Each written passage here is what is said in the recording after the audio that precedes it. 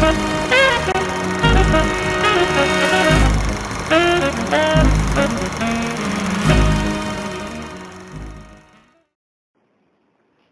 Talk Radio.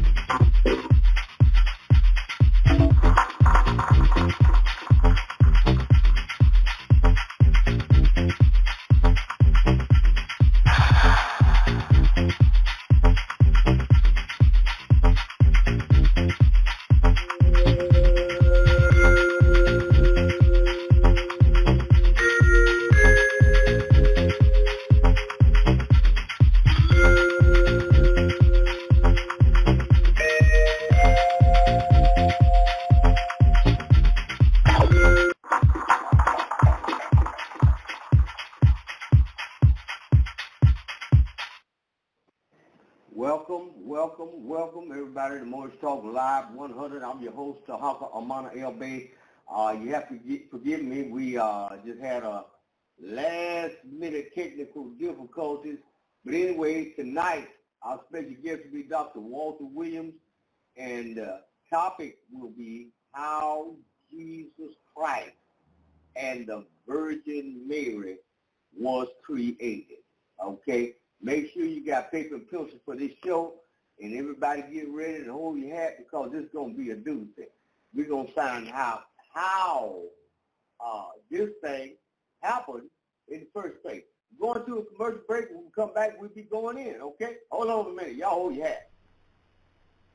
The greatest move you can make beginning in 2022 is to move out of the public and into the private. That's how you get rid of student loans, child support, mortgages, foreclosures, and all this kind of business. Go to TarhakaDebtElimination.org. That's TarhakaDebtElimination.org. Fill out my Contact Us form by leaving your email address, and I'll rush my free report straight to your email box. Our economy is in shambles today for people who insist on living in the public.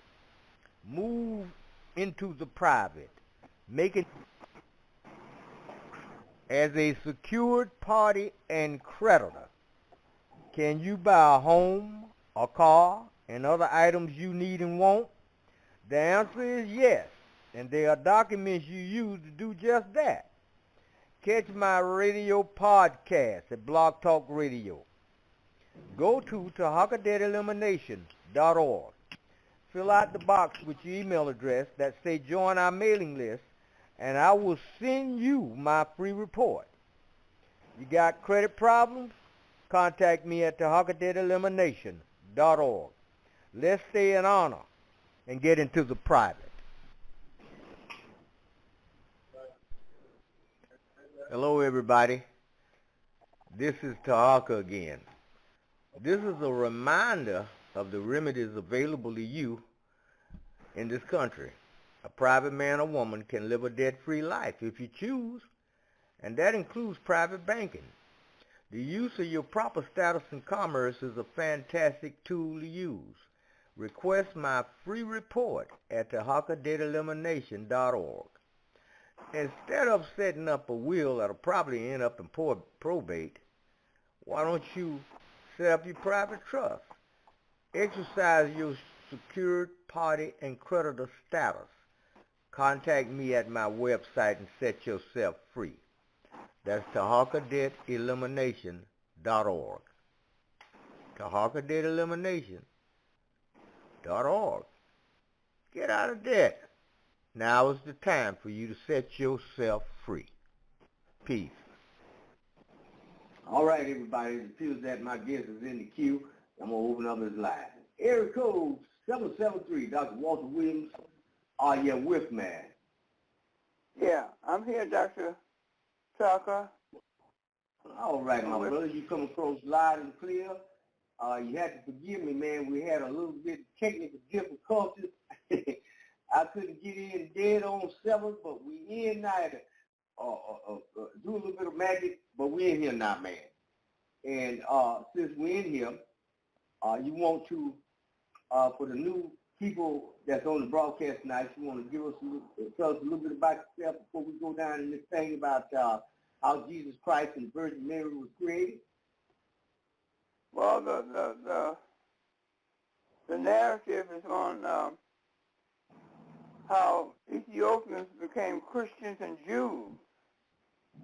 Well, that was the last show we did last Sunday. Tonight, February 26th, how Jesus Christ and the Virgin Mary was created. You remember?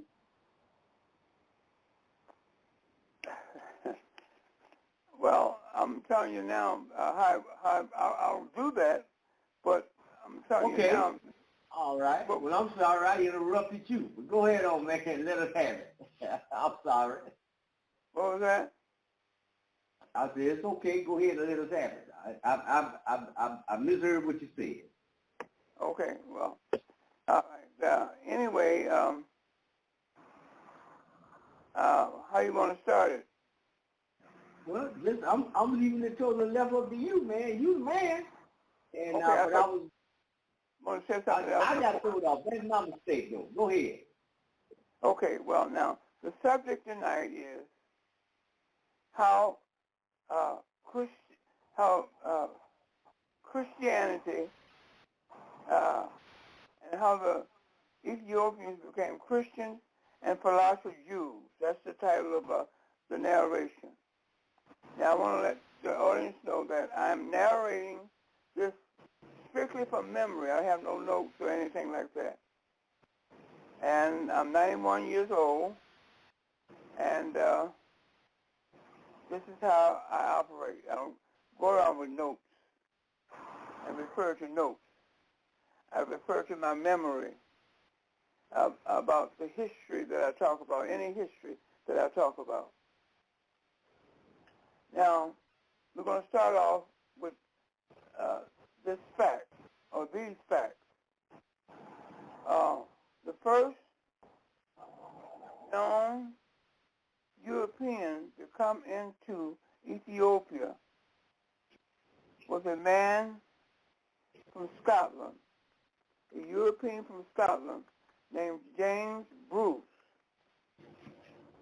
He is recorded in history to come into Ethiopia using the Red Sea to enter Ethiopia in the 1780s.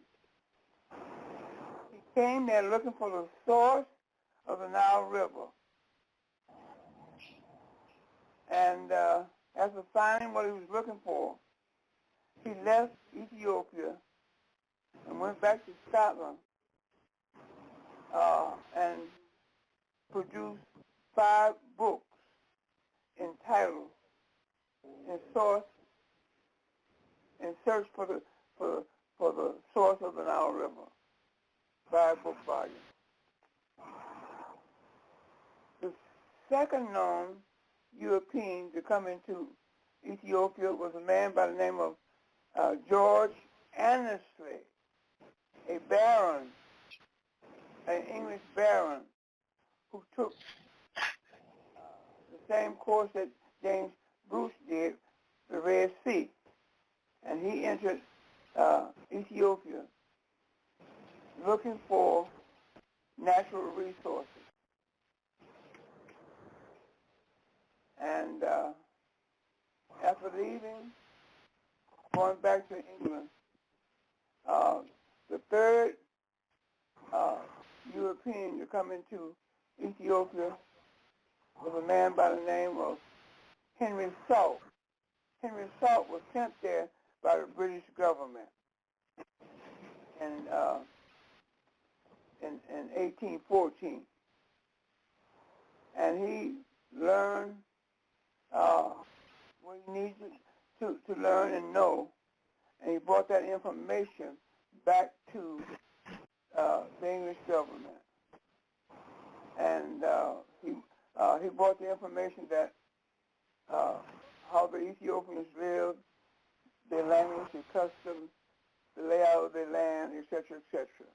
So those are the three known historians or three known Europeans, brother, to come into Ethiopia.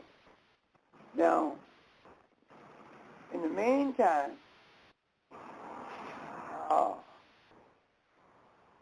in 1799, the Church of England had organized what is known as the CMJ, Church Missionary Society. In other words, they were missionaries. And this society was called the CMS, Church Missionary Society of 1799. 10 years later, in 1809, the Church of England had organized the CMJ, Church Missionary Judaica Society. Okay? And the Church of England sent a group of missionaries into Ethiopia to colonize them into and introduce them to and indoctrinate them into Christianity. It was under the leadership of Samuel Gobat, was their leader, and they met a strong resistance from the Ethiopian people, because the Ethiopian people did not care for any foreigners coming into their country. They met a very strong resistance at that moment. 6 years after that happened, a member of the British Parliament, a man by the name of Thomas Macaulay, stood before the British Parliament and spoke these words. He said, "I have been to Ethiopia, and I've met a proud people who were not beggars or thieves." And he said, in order to conquer these people, we must destroy their spirituality, their educational system, and put what's European and foreign in its place. And so this is how they decided to do that. They said they put what's foreign in its place to make them think what's foreign and European is better than what they have. So they set to destroy these people right off the bat. Right off the bat. And so that was in 1835. 1838, two linguists came to Ethiopia. One was named Dr. C.W. Oldenburg, and the other doctor was named Dr. L.C. Kraft. They were both linguists, and that was in 1838. Also in 1838, the Queen of England had called Samuel Gobat back to England, but Samuel Gobat left an assistant to show these two linguists the customs and the people and the languages that they spoke in Ethiopia. So after staying there until 1840, both of them left and went back to England, and they created an Amharic Bible. Amharic and Tigrinya was a popular languages that were spoken in Ethiopia. So they chose to create Bibles in Amharic. And what the Queen of England called Samuel go back to England was to make him and give him a new title of Archbishop of Canterbury. The Archbishop of Canterbury is an ecclesiastical advisor to the Queen of England, or the King of England. In this case, it was the Queen of England. And she sent him into Jerusalem in that year, 1838, where the Church of England and the government of England was building the Church of the Holy Sepulchre. He was to oversee the building of that. He stayed over there until 1850. In the meantime, in 1850, the British had found a young man, a native, by the name of Lige, L-I-J, Gassa, G-A-S-S-A. And they took this young man, the British did, and made him the first emperor of Ethiopia. And Samuel Gobat, and that was in 1855. In 1855, Samuel Gobat had come back into Ethiopia, and he asked Pharaoh II, can I bring Christians into your country? Pharaoh II answered him and said, yes, as long as you don't bring preachers in here. Don't bring no preachers in here. And after that was done, Pharaoh II wrote a letter to the Queen, and he gave it to a carrier to be hand-delivered to the Queen. And the carrier went into England, delivered this letter to the Queen, and she never answered him back. That infuriated Pharaoh II, because in that letter, he asked the Queen to stop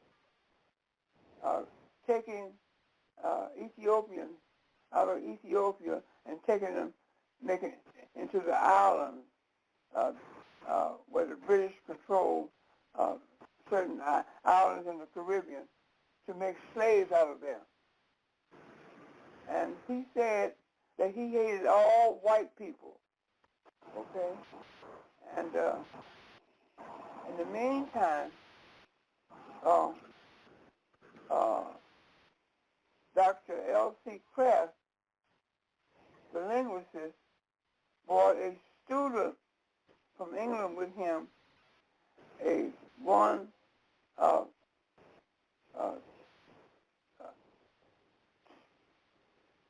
who was studying under him to become a linguist also, and his name was Plaid, Martin Plaid, P-L-A-D. And they decided that, this is in 1855, they decided it was time for the Ethiopians to be introduced into philosophy of Judaism. So what happened was that Martin Platt and Dr.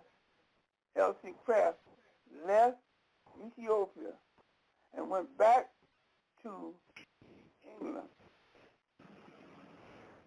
And Martin Platt returned into Ethiopia, back to Ethiopia, loaded down with 29 donkeys, loaded with Amharic Bibles. And in the meantime, the AIU was being formed. The Alliance Israelite Universal of Paris, France was being formed. And the Alliance Israelite Universal of Paris, France sent a man by the name of Henry Aaron Stern in 1860 to introduce philosophy Judaism to the Gaylor family over there. They picked the Gaylor family to become philosopher Jews. The Gaylor family resisted both of them, Martin Platt and Henry Aaron Stern. Henry Aaron Stern and the Gaylor family members got into a strong argument and resistance. And Samuel Gobat had to do, what Theodore II had to do was go in there and break up this resistance from the Gaylor tribe. And Theodore II took Martin Platt and Henry Aaron Stern, and he detained them until the British came and rescued them. Now, once the British came in, now mind you, the AIU, the Alliance Israelite Universal, had been formed in 1860. So, with this, the Ethiopians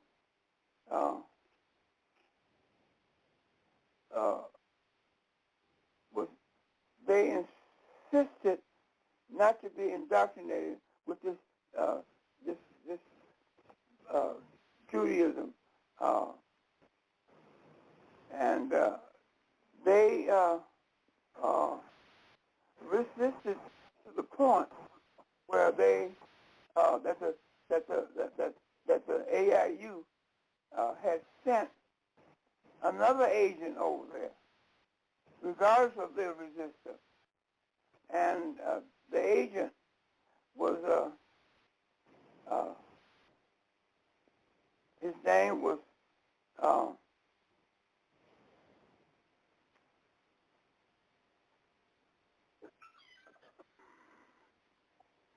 get my thoughts together, you all. His name was,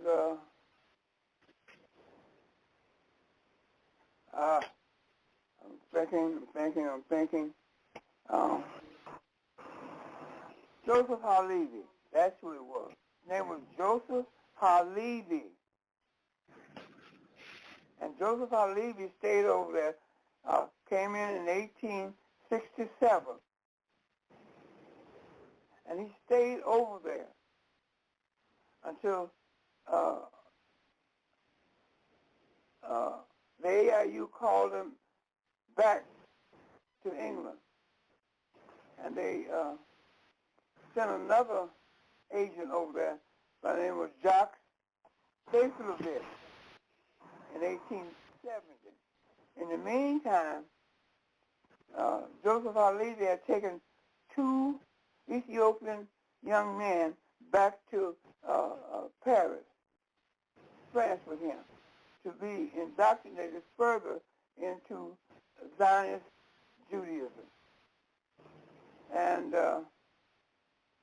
when Jacques Staplovich came in 1867, he stayed over there with the Gaylor tribe, or the family. And he also kept up the indoctrination. And when he left in the following year, 1868, he also took 2 young men back to Paris, France with him to be indoctrinated. So in the meantime,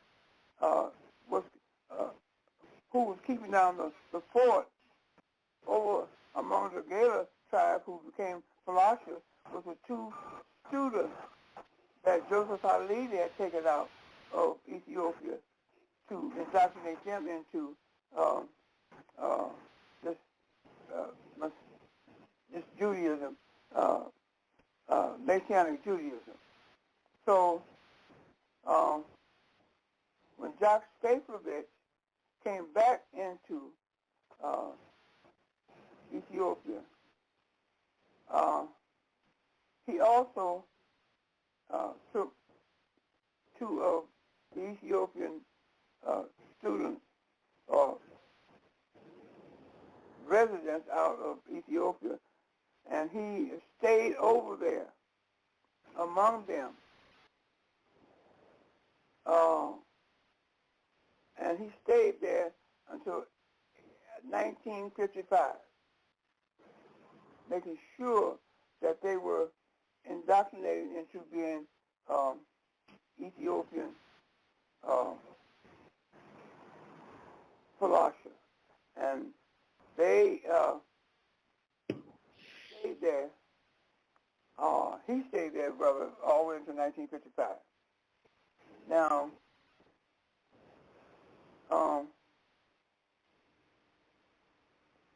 I want to bring this out to you.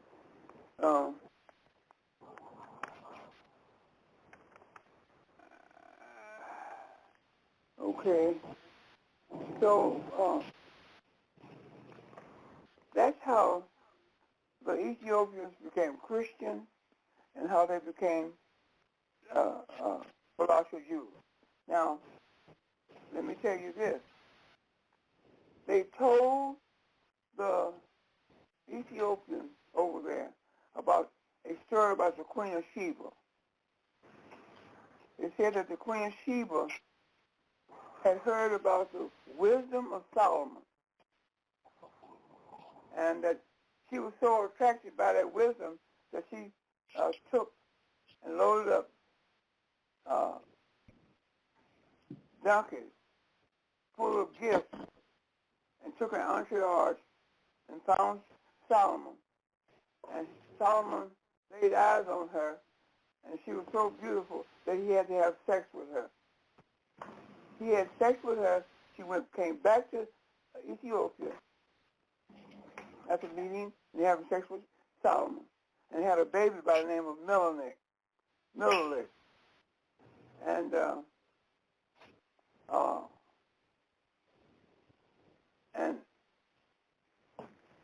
that's how they got that story out into Ethiopia. And the next story that they put out there was about the tribe that had built those 9 churches. 9 temples in the ground.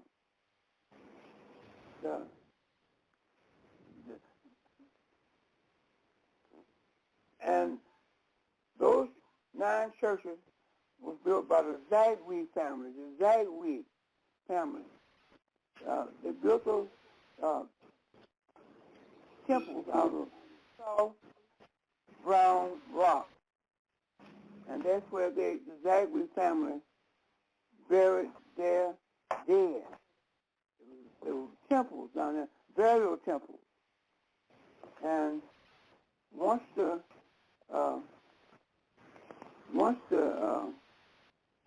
British found that out, they went down in those temples, burial chambers, because they were all connected together. And they went down there and took those bodies out of those in those temples down there. The bodies of the Zagwe family members, and they made those burial temples into churches.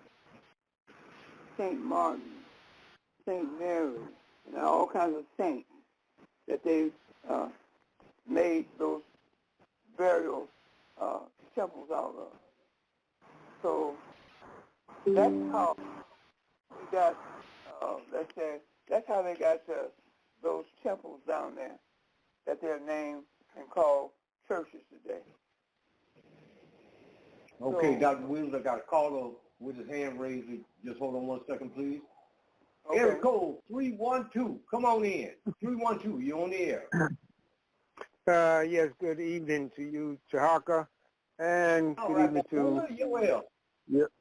Professor Williams. Yes, this is Brother Yoel from Underground Bookstore calling in. I'm sorry to be late, but I got a lot going on here, especially with coming out of this COVID thing. We got all kind of people down around me. So one in the hospital, one in the hospital seeing the other one, and all kinds of stuff. But anyway, that's what I'm dealing with today. So anyway, I won't be able to stay as long because I'm supposed to go meet my daughter. But I had to call in, at least show up. And All right, my brother. I got one question, though, as I was listening for the last 30 minutes. Professor Williams, Solomon. So was that Solomon a real character in this situation, or what? No, Solomon is a biblical character. Never existed. Never existed. Biblical character. So Sheba, or the baby that he had, supposedly Menelik, who was that? That's supposed to be the baby that Solomon gave Sheba. Okay.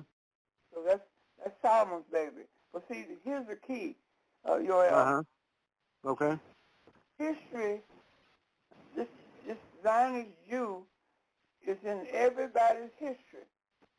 No matter where you go, there he is, right there, the Jew. That's no. Never been no Solomon. Because if you get a book called The Original Torah by S. David Sperling that came out in the year 2000, and I bet you have a copy of that. You sell copies of that book. Yeah. S. David Sperling, who was a rabbi at the Hebrew Union College in New York City, said these words: "There's never been an Abraham, Isaac, Jacob, Moses, Sarah, Gideon, Esau, David, or a Solomon, or Joshua." You see? So, no, there's never been a Solomon.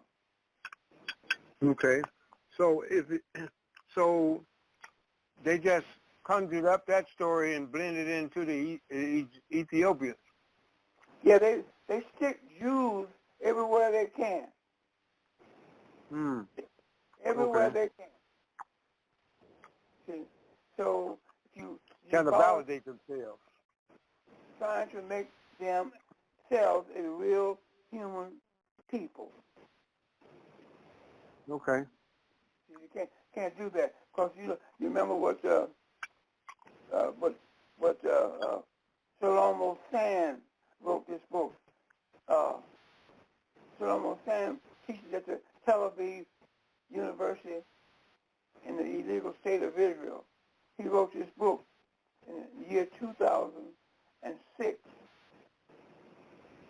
The title of the book is called "The Invention of the Jewish People." They were invented. Right there. You don't have to even overlook the book to see what he's written. Right.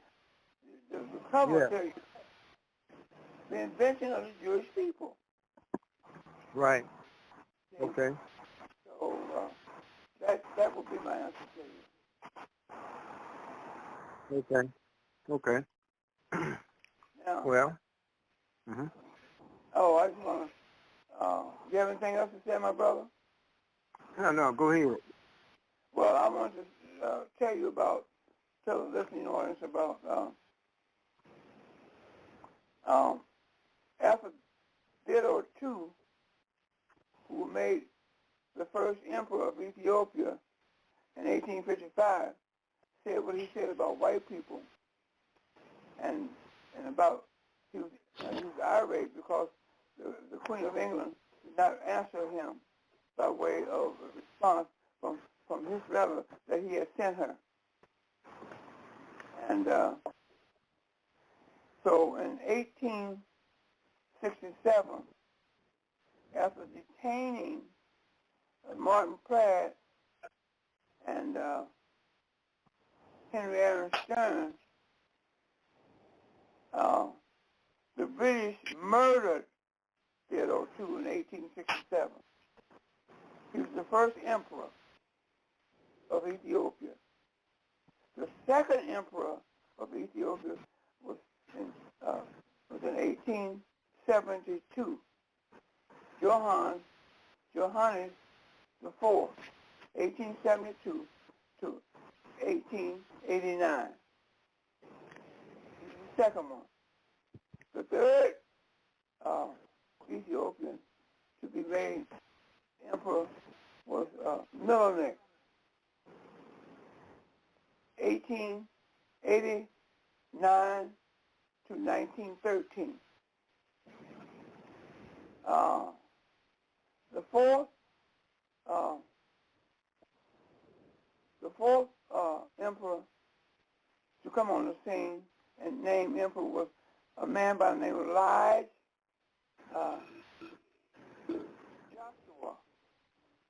1913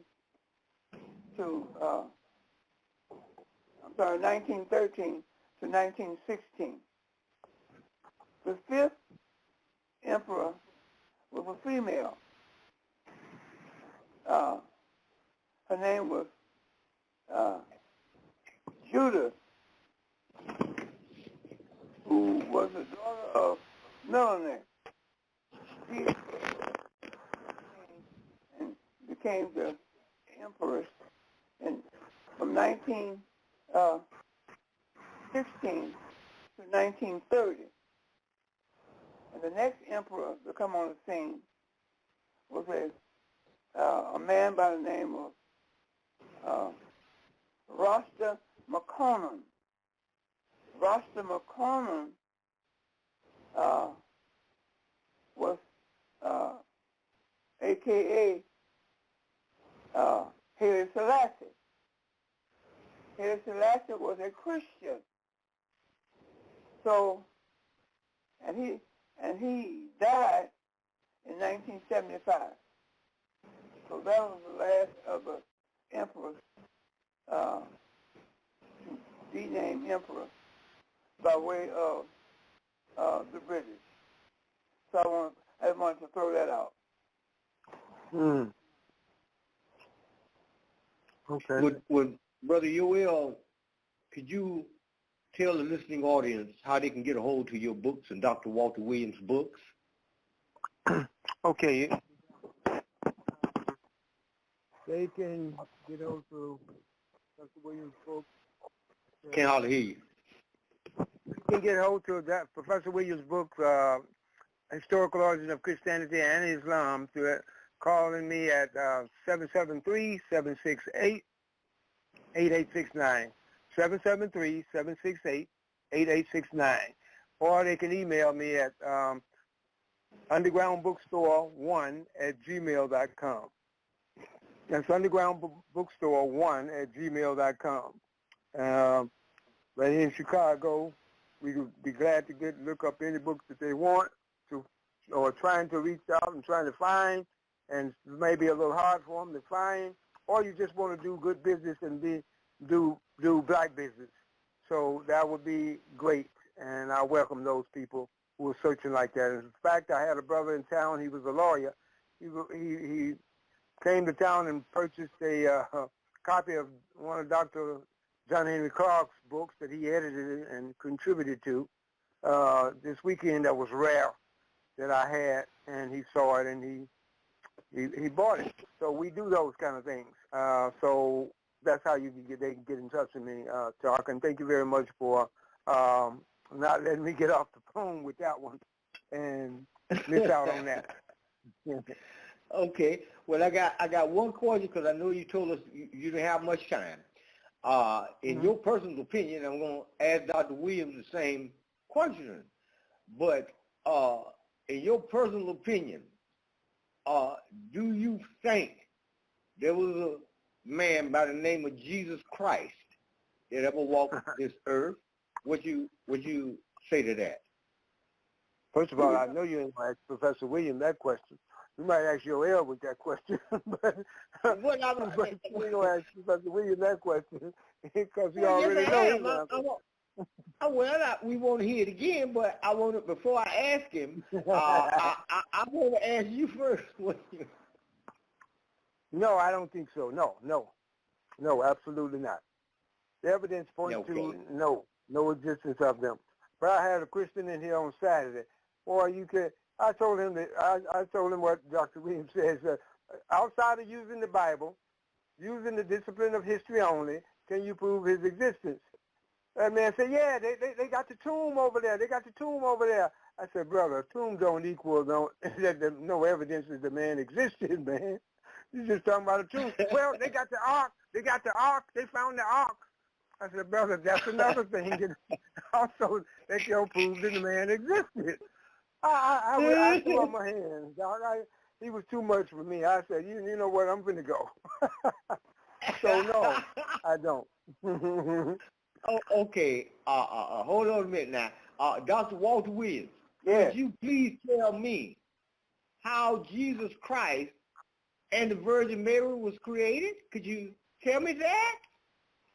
Yeah, the non-human Jesus, non-human Christ, and the non-human, the Virgin Mary, was created at Ephesus, at the Council of Ephesus in 431. The Melkite Coptic Egyptians created and brought forth a female to be the mother of Serapis. And Eutyches, the founder of the Monophysite, said these words. Said that Serapis only had a Osiris-like spirit, but no human nature. So in order to have a human nature, you have to be born through the body of a female. So that's when they got and created Virgin Mary with the attributes of Isis and the Ka of Isis. Ka means spirit of Isis. And seeing that Osiris was the only last deity of the African, ancient, Egyptian, divine triad. The triad consists of Osiris, the Father, and God, and Isis, the goddess mother, and Horus, the sun, the S-U-N. The S-U-N which is Horus or Haru, had been eliminated from the African ancient Egyptian divine triad. This white image of Serapis took his place. And this white mother goddess took the place and was given the attributes of Isis, which she was the mother goddess. And when that happened, at the Council of Ephesus in 431 in Ephesus, Turkey, you had two white images there. The son, the S-O-N, which was Serapis or Serapis, he was white, and he had a white mother, the Virgin Mary. And in order to give him a Serapis of human nature, they amalgamated, the Melchites amalgamated the two created creatures together. And once that amalgamation took place among the two created creatures, the Melchite Egyptians said, now this is the Christos. They were speaking Greek. And in English, the Christos means now this is the Christ. So that's how those two created creatures got together and became Christ and the Virgin Mary. But Eutyches said, well, I only recognize the Osiris-like spirit in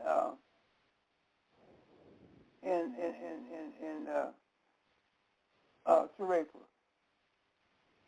I do not recognize a human nature. So what they did, they had to, seeing that the African ancient Egyptian triad had been eliminated, the only one African standing there was Osiris. And it looked awful funny to the world that here is a black deity by the name of Osiris having a white son and a white mother. So what they did with Osiris, they made him invisible. They made him the Holy Ghost. And he became the Holy Ghost. And also he had the title of Father. Now, God. So now the story goes that God, which is Osiris, now invisible, sent the Holy Ghost to impregnate Mary. And so now, when this happened,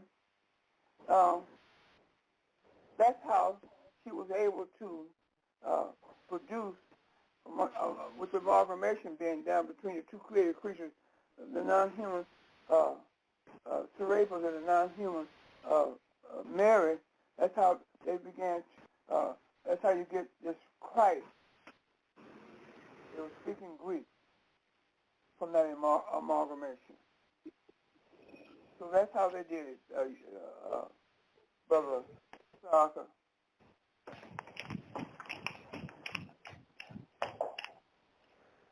Brother Tarhaka?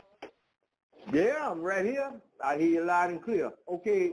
I need y'all to bear with me for a minute. I have to take a little quick break. Y'all hold on, and we're gonna be right back. Don't go nowhere. We'll be right back, and y'all just hold on. And ladies and gentlemen, as far as the listening audience is concerned, y'all go ahead, put your seatbelt on, and hold on a minute. Make sure it's good and tight. Okay? But in the bullshit department, a businessman can't hold a candle to a clergyman. Because I got to tell you the truth, folks. I got to tell you the truth. When it comes to bullshit, big time, major league bullshit, you have to stand in awe of the all-time champion of false promises and exaggerated claims, religion. No contest. No contest. Religion Religion easily has the greatest bullshit story ever told. Think about it. Religion has actually convinced people that there's an invisible man living in the sky who watches everything you do every minute of every day. And the invisible man has a special list of 10 things he does not want you to do. And if you do any of these 10 things, he has a special place full of fire and smoke and burning and torture and anguish where he will send you to live and suffer and burn and choke and scream and cry forever and ever till the end of time. But he loves you.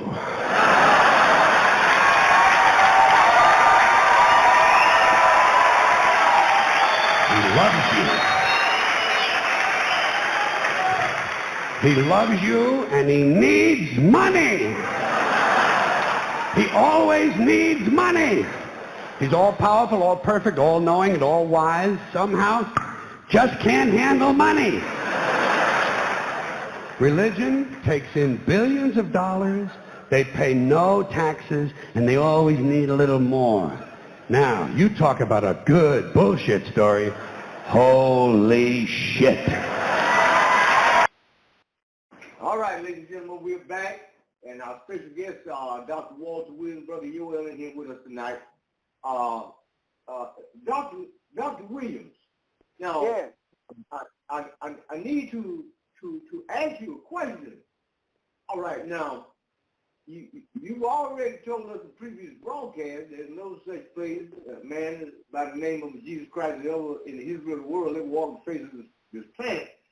So, and the reason I'm asking this right here is because, see, I watch the news. I have to watch the news because I'm involved in agriculture and I'm growing my plants and trees and took everything, put it in the ground, we're ready to rock and roll. However, you got disasters happening all over the planet today.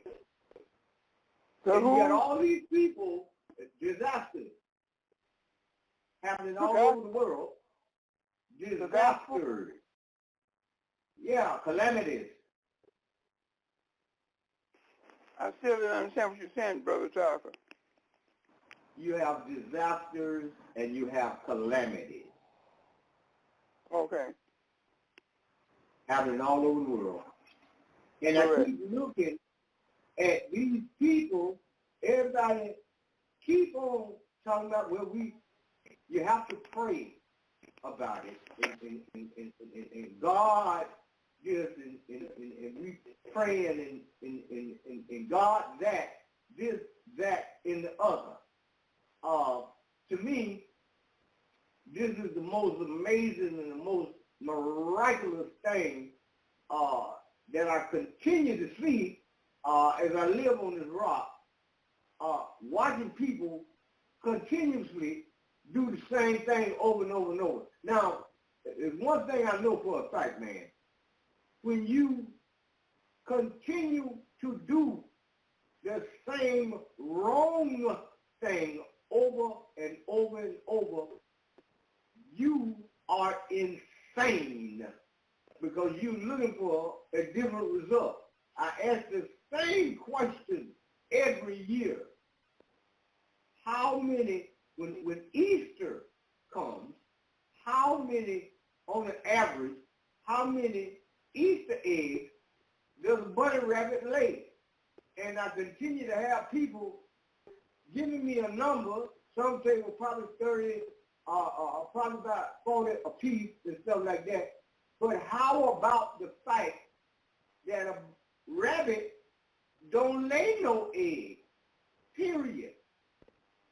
So we have a very, very serious problem going on in the minds of people across this nation. I don't think us doing this show tonight and me and you putting this information out gonna have no effect on nobody. Now we got Kevin Hart, the comedian. He wants to do a movie in Egypt. They stopped him from doing the movie because in the movie he's going to show African people being kings and queens in Egypt, he was immediately stopped. They said, we're not going to allow you to do that. You can't put that information out there. We're not going to allow you to do a movie which would be in the mainstream of America. We don't want that information out here. Isn't that something? Yeah. That's amazing. Absolutely. Now, my question to you, this is my question to you, Dr. Williams. The people that's occupying the land called Egypt today, are these people Egyptians by blood? They are called Egyptians because they live in Egypt. Mm-hmm. But they're not indigenous. Their ancestors did not build the Great Pyramid. Their ancestors did not bring literacy to the world. Their ancestors did not bring music to the world. Their ancestors did not create all forms of mathematics. Their ancestors did not build the Great Sphinx. The body of the Sphinx is 2 city blocks long, and with 6 stories high was the African face carved in it. And their ancestors did not build that Great Pyramid. See? So that's the difference. So you got to find out where did these Arabs, they're Arabs, come from. And the other white-looking mixed people over there. They're not the indigenous people over there. So they are Arabs and other mixed European people over there living in Egypt. And they can call themselves Egyptians because they live in Egypt. So that's my answer to you, my brother. All right, Brother Yoel, you want to weigh in on some of this here, man? Yoel? Brother Yoel. Yeah. Well, you know, I understand, by the way, Hawass, is that his name, Professor Williams? Hawass. Yeah, he's supposed to be doing a tour. They got him going on a tour, and he's supposed to be here in May, coming through here, and I understand that he done started actually literally saying, my ancestors, as if they were his ancestors. So this man is now done lost his mind. I mean, he started to claim them for his ancestors, and he know damn well they ain't. So what is that, a psychosis or something, or what? No, that's as a result of you all. You Negroes over here will not embrace ancient Egypt. Okay? I've been telling you for years. Go and claim your greatness is lying in the continent of Africa, in a country called Egypt. You wouldn't do that. Okay? You did everything but doing that. Okay? I told Brother Tarhaka, go and claim your ancient Egyptian ancestors. He did. He claimed his ancient Egyptian ancestors. Then he got lost and said that he was a member of, he was indigenous in America. You see? Other Negroes out here call Egypt Kemet. I beg these Negroes, do not call the country of ancient Egypt Kemet. So today, the Europeans, the Smithsonian Institute, have taken Egypt out of Africa. They can't do it physically, but they can do it with word semantics, and they gave you Negroes a African American museum of African American culture, history and culture, right there in Washington, D.C. So it's your fault. I've told you and begged you and showed you the way, took you by the hand and showed you, brought you to ancient Egypt, said this is our greatness right here. But no, you wouldn't do that. You wouldn't stay. You wouldn't stay as I told you and took you by the hand to ancient Egypt. You want it to be something else. You want to have some type of other theory. You want to call it Kemet, and you want it to be indigenous in America, and all that kind of stuff. No, you can't be indigenous in two places. See? So it's your fault. Okay, okay, Dr. Williams. Come on, Brother Yoel. And man, with that one now, because it's all my fault now. Yeah, it is. Come on now. What you got to say about some of this, man? Well, he can make his mouth say that, but he now he's got to the point where another comedian like Richard Pryor decided to do a show in Egypt, and they canceled him because they found out that he was thinking that there was his ancestors over there. So they canceled his trip over there and said, go tell your joke somewhere else. So, it's still getting around. In other words, the point is it's still getting out there, and a lot of us are returning and are saying it, and it's getting popular. Well, now you remember Michael Jackson did a video. Remember the time when we had Eddie Murphy, the kings and queens, and the whole thing is black up in there. They couldn't mess with him with too much money, too much power, and he put that video out, and it was rocking and rolling. So I've got photographs of the Arabs in Egypt right now today with paint and paintbrushes working on the walls and painting the characters white and being paid whitewash and remove the truth so they can steal that from you and put that in their pocket. Now, this really bothers me, man. This really bothers me.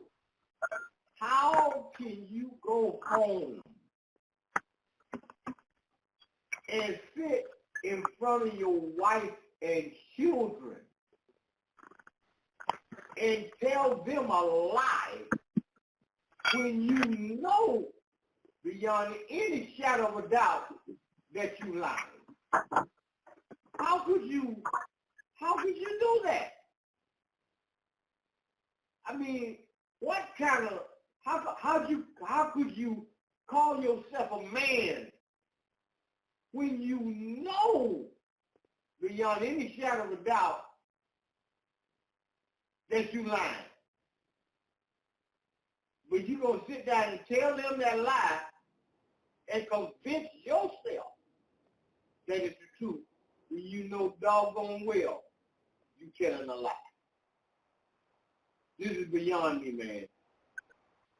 This I have to.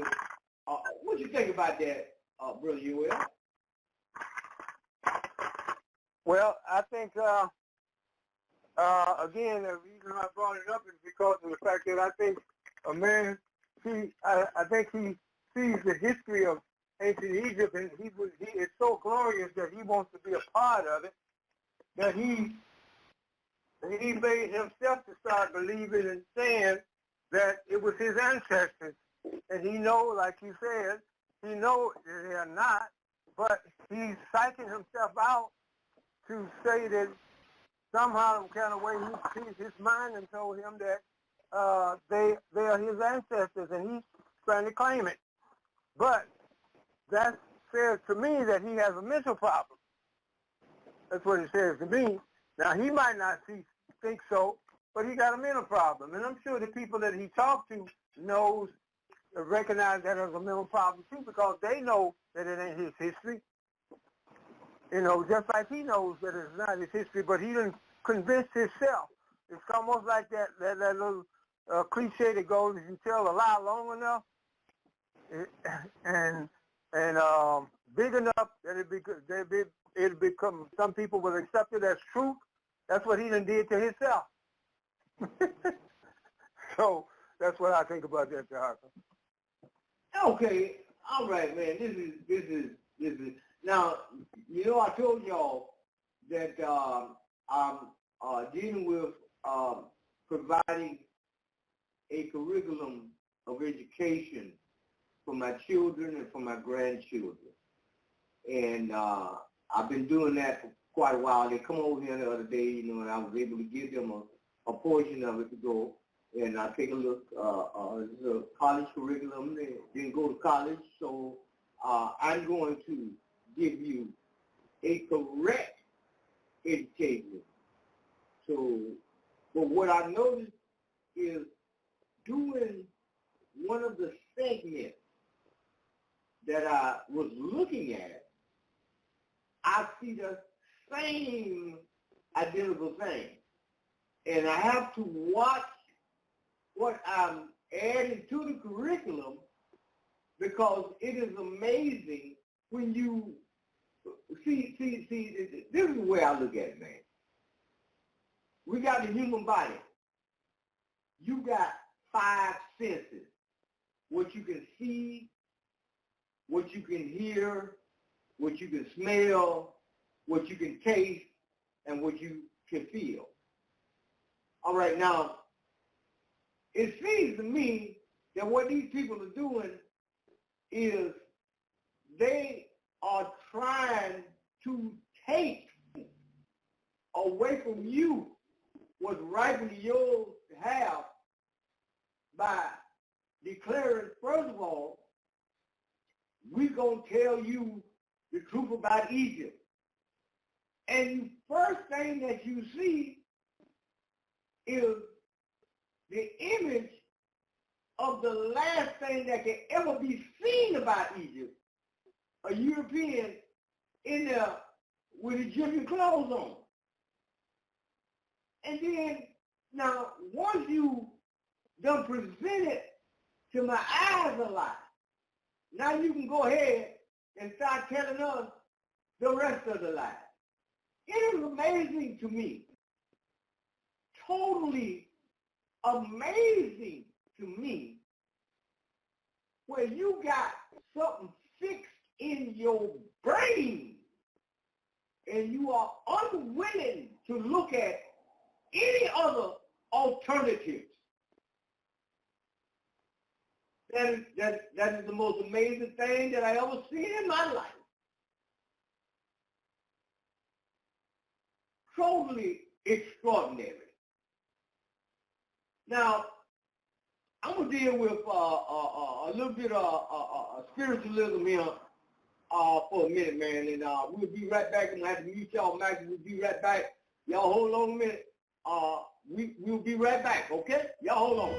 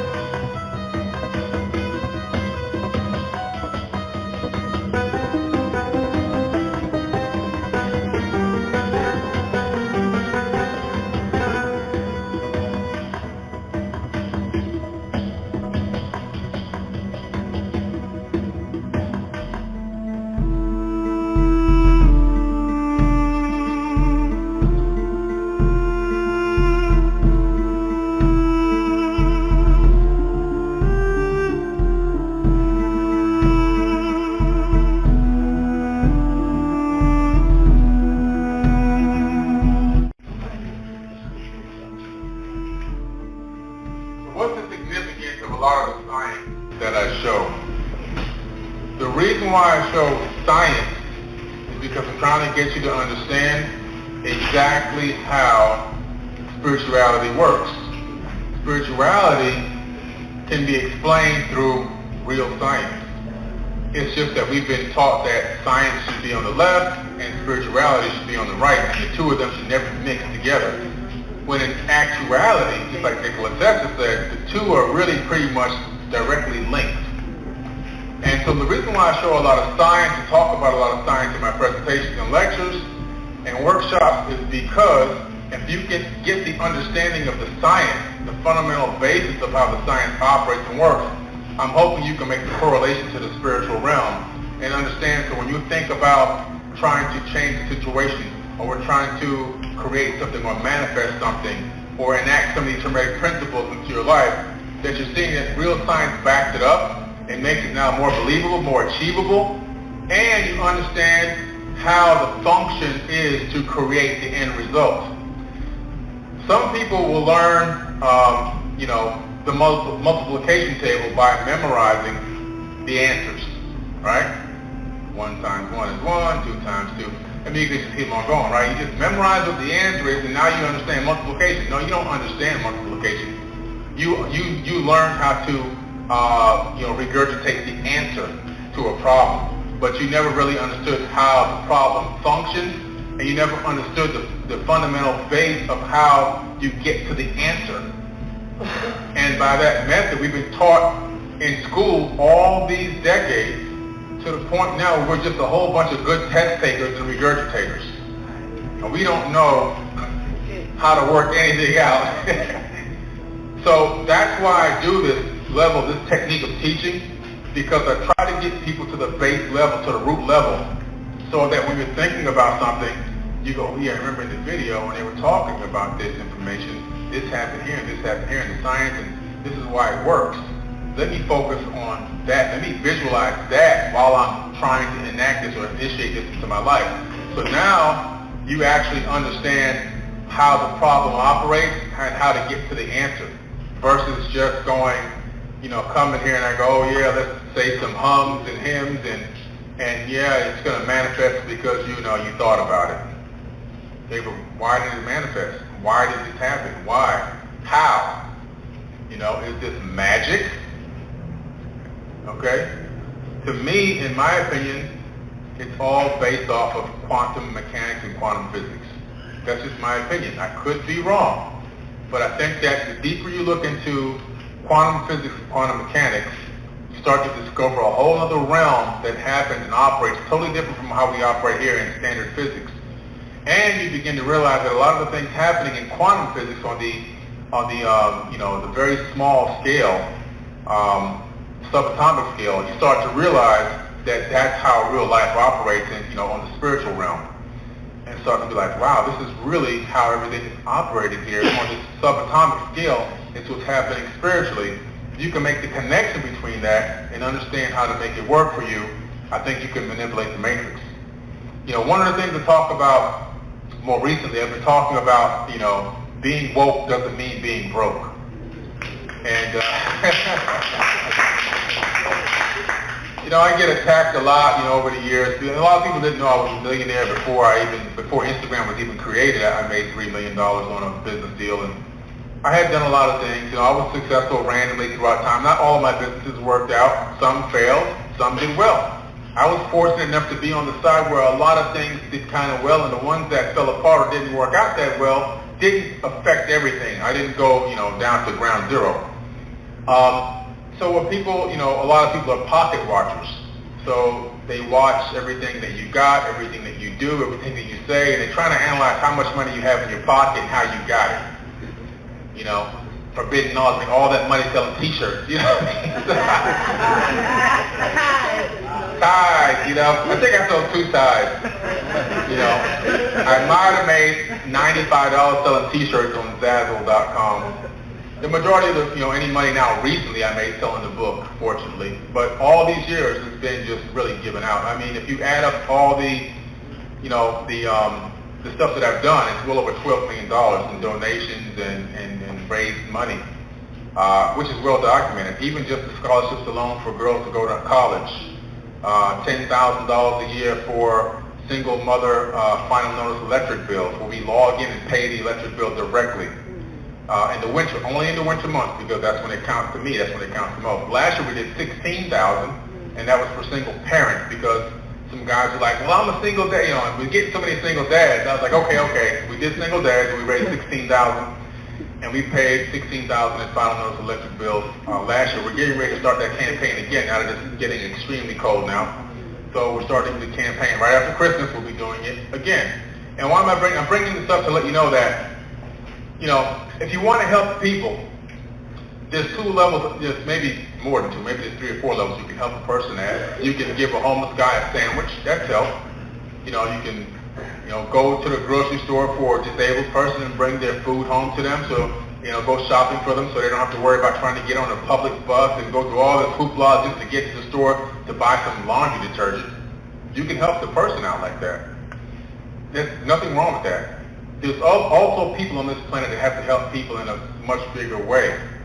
And the only way to do that, unfortunately, you have to manipulate this fake money system to make it happen. And if you can't do that, then you can't make power moves, and you can't help masses of people. That's one of the things. You have to understand that to make power moves, you got, out there helping people, in that mindset, it's going to take finances.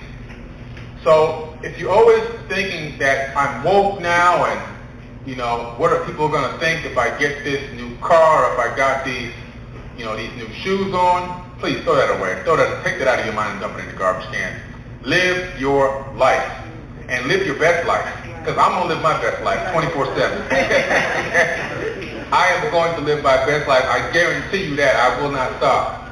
So live your best life, and forget about all this being woke. I got to be broke and being, I'm sitting in the car. I'm doing an Instagram live, and I'm sitting in, that day I was sitting in a Rolls Royce, which is actually mine. And then you got the RR on the seat, and people getting mad at you. You in a Rolls Royce. If I was in a Camry, it would be acceptable. I'm in a car, and I'm giving you information. You point at the moon, and the imbecile looks at the finger. You have to understand. Listen, don't worry about these people out there. Don't worry about excelling. Don't worry about becoming financially successful. Don't worry about building businesses. Don't worry about getting big and setting big dreams, because I'll tell you what, everything that we're learning today, the whole Egyptian mysteries are all fundamentally based off of manifestation. That's really what all of it's about. To put it in one small nutshell, that's really what it's all about, manifestation. So if you're walking around and you're taking in all this knowledge and following all these social, conscious accounts, and you're learning all this information, and you're running around and you're telling people about all this consciousness and manifestation, and you can't manifest an electric bill, you got a problem. It's no wonder why they don't listen to you. They're looking at your lifestyle and they're going, not acceptable. I don't believe it. I don't believe it. They've been wearing them same shoes for 10 years. I don't believe it. You have to see, sometimes you have to see material things. Sometimes you have to go over the board, because there's a balance to everything. Don't get me wrong now. But what I'm saying is, you have to see material things as tools. If I pull up to a business meeting in a beat-up Toyota Camry, I'm probably not going to get that deal. Even if I have $1 million in the bank. If I pull up with a chauffeur driving me in a Rolls Royce, I'm probably going to close that deal before I walk in the door. I'm playing in the matrix. You have to understand the game. Cars, for me, cars are tools. I use cars as tools. I use my suits as tools. I use shoes as things that I like. I use them as tools. So it's got a dual purpose. See, I find a way to use them as tools. Tools for what? To get an end to my means, to fulfill an agenda. What's the agenda? First of all, I'm not a breatharian, so I don't live off of air yet. That's the goal, but I didn't make it yet. I'm not there, guys. I got to put food in my mouth and chew it and swallow it, which means I got to pay for that food, and so do my kids. Okay? I didn't make it to that level yet. Last I checked, I still got to log in and pay my light bill and my cell phone bill, and all these other bills got to get paid. So don't let people trick you. I'm saying this because people like you that are here, to me, you're on another level. You're on another level.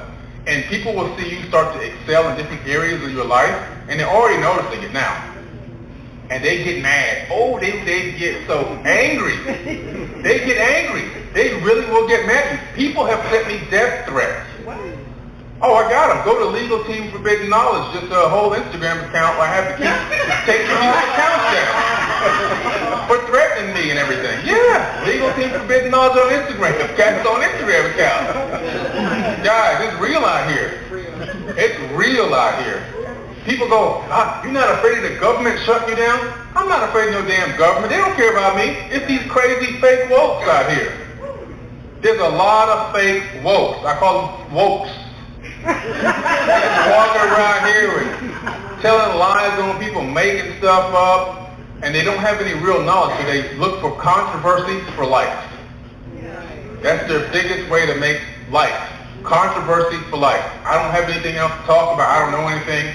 Besides all these 1,000 million reposts that I'm going to put up, I'm going to go ahead and fabricate some stuff on some people that's already in the conscious community, because that's going to create divide and conquer, which is going to create activity. People are going to want to see what the hell's going on. Now I'm getting views and likes. They're archons. They're siphoning your energy. I don't fall for it. All those accounts that have popped up and said this about me and said that about me and attacked me here and attacked me there, I never once did what all the other people they attacked did. Go after them and make posts about them. You'll never see me tagged. I may talk about a situation, but you'll never see me tagged to those accounts. You'll never see me put their icons or their avatar image in any post or say, so-and-so said this about me and so-and-so said that about me. I don't care. They're giving me free marketing. Okay? They done sent me thousands, probably tens of thousands of people with all the hate posts and stuff like that. You're going to have to learn how to ignore. The more you excel, the more people are going to be very, very uncomfortable with you. I say that. They're going to, there's going to be people that you may have to eliminate from your circle, because you're going to begin to realize that they're not really for you. They were just leeches, and as long as you were on their level, they were okay with you. But once you supersede that level, they're not so okay with you anymore. You're going to find this out. I guarantee you, anybody that starts achieving some level of success, it don't even have to be financial. It could even be just relationship success. It could be any other kind of success you could think of. And people who know that they were like vibing with you on that level because, man, we were in the same boat. And as you excel past that, they're going to attack. They're going to do things behind your back. They're going to try to sabotage situations. All of these things are going to pop up. Just remember I told you, because I lived it already, and I saw it happen. Unfortunately, sometimes a lot of it's family. A lot of it's family. I mean, it's unfortunately, it is what it is. The facts are facts. I had to even unplug from a lot of that activity as well. Sometimes it can be a very lonely life. I'm getting a little bit more comfortable these days, because if you could think about me from all the way back to 1977, having almost literally nobody to talk to about any of these topics and things. Not that I was this advanced, but I was on this path for a very long time. And having to keep all this information in my head, going through school, going through, all these situations and just like suffering with all this stuff I couldn't really talk a lot about. I didn't really start getting information out until like 2006, 2007. That's when I started getting information out in little drips. By 2008, I had a website and an app. I had the very first conscious app, which got pinged down. The website kept getting pinged down from an IP address in China. So somebody that had rented a server in China or used the IP proxy that ran through a Chinese server kept attacking my website. I got to 500,000 subscribers on YouTube, which was, back then, that was like having 10 million.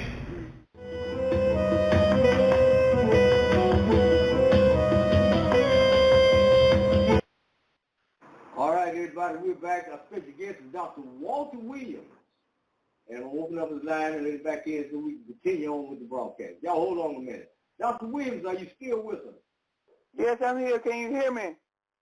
Yes, sir. You're coming across loud and clear, man. Okay. Now, Dr. Williams, as Billy Carson was talking, I was thinking about what I just ran into the other day as part of the curriculum that I'm adding in for my children and for my grandchildren so they can get a correct education. But I found out that this is the first time I ever came across this information. What information are you talking about? I'm talking about this white boy, and I'm gonna go back over it again. I'm gonna be able to, because I'm not ready tonight to give you his name and stuff and the exact location where it happened, but I know it was up. I think it was up. Don't quote me on this, but I think it was up in Cheyenne Mountain, but it's one of them big, huge mountains up there. But this guy, he went up in the mountains and found a cave and went up in the cave.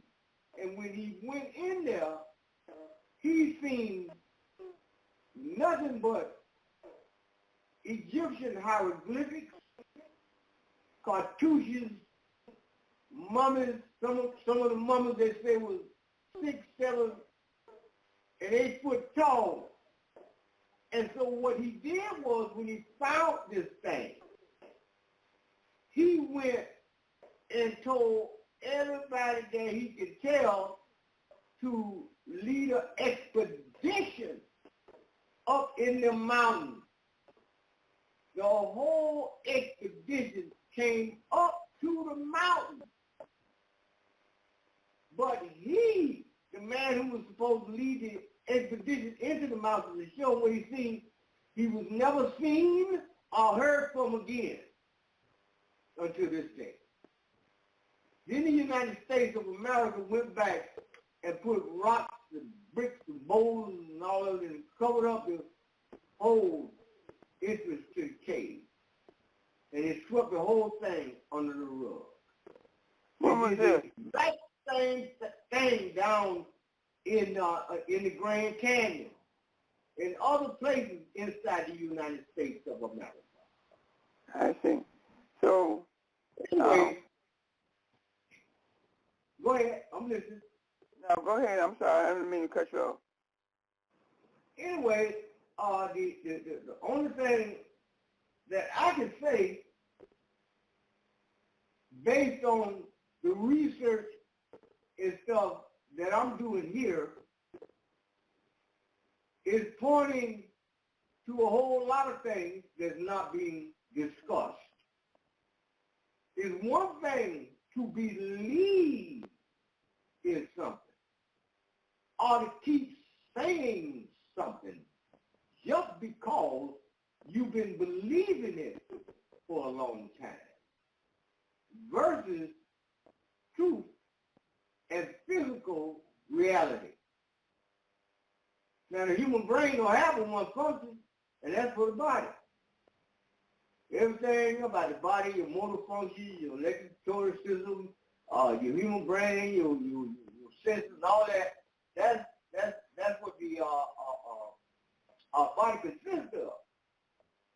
But what is amazing to me is what they keep saying over and over and over.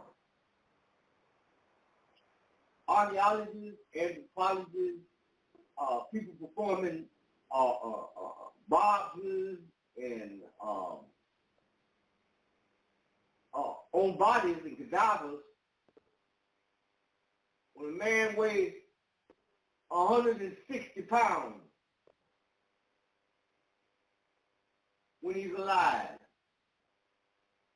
but when he dies, they weigh the body after he dies, and it's slightly, just slightly less than 160 pounds.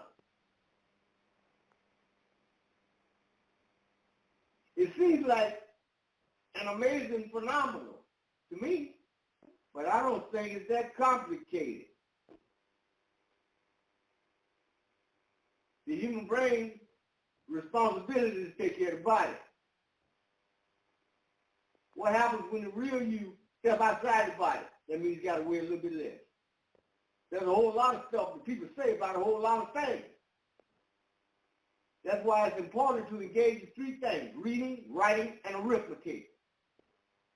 And when you do that, you discover a whole lot of stuff.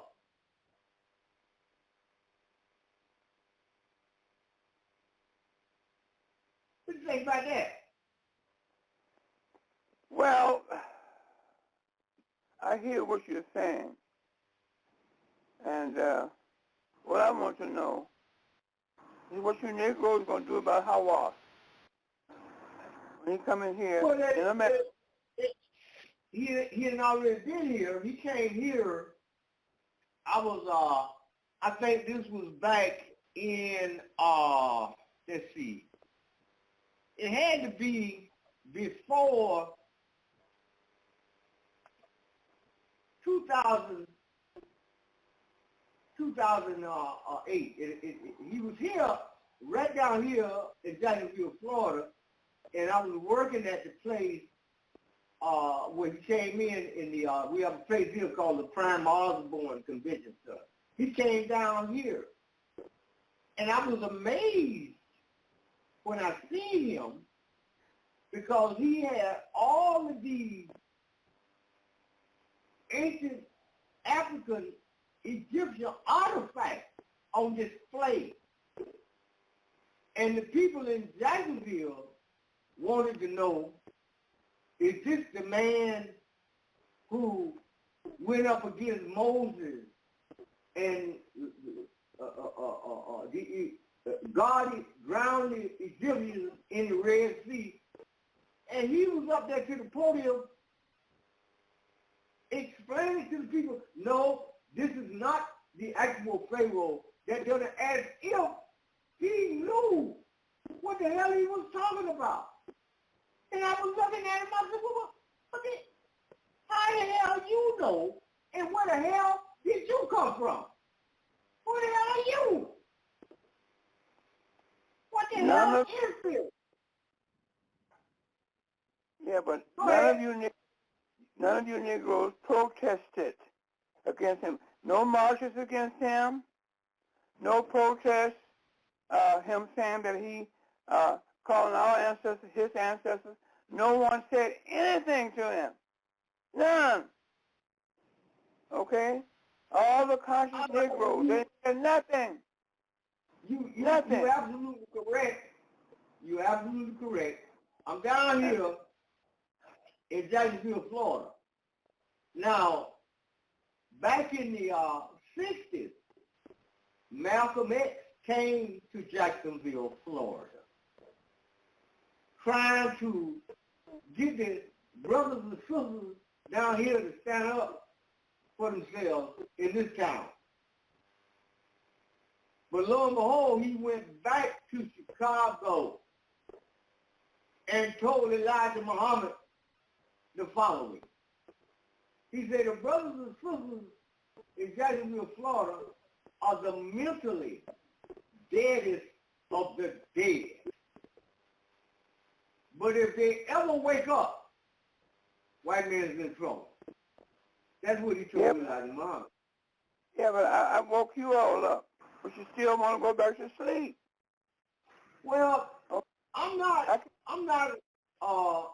asleep because I'm continuously on a daily basis doing research, and I'm finding out a whole lot of stuff.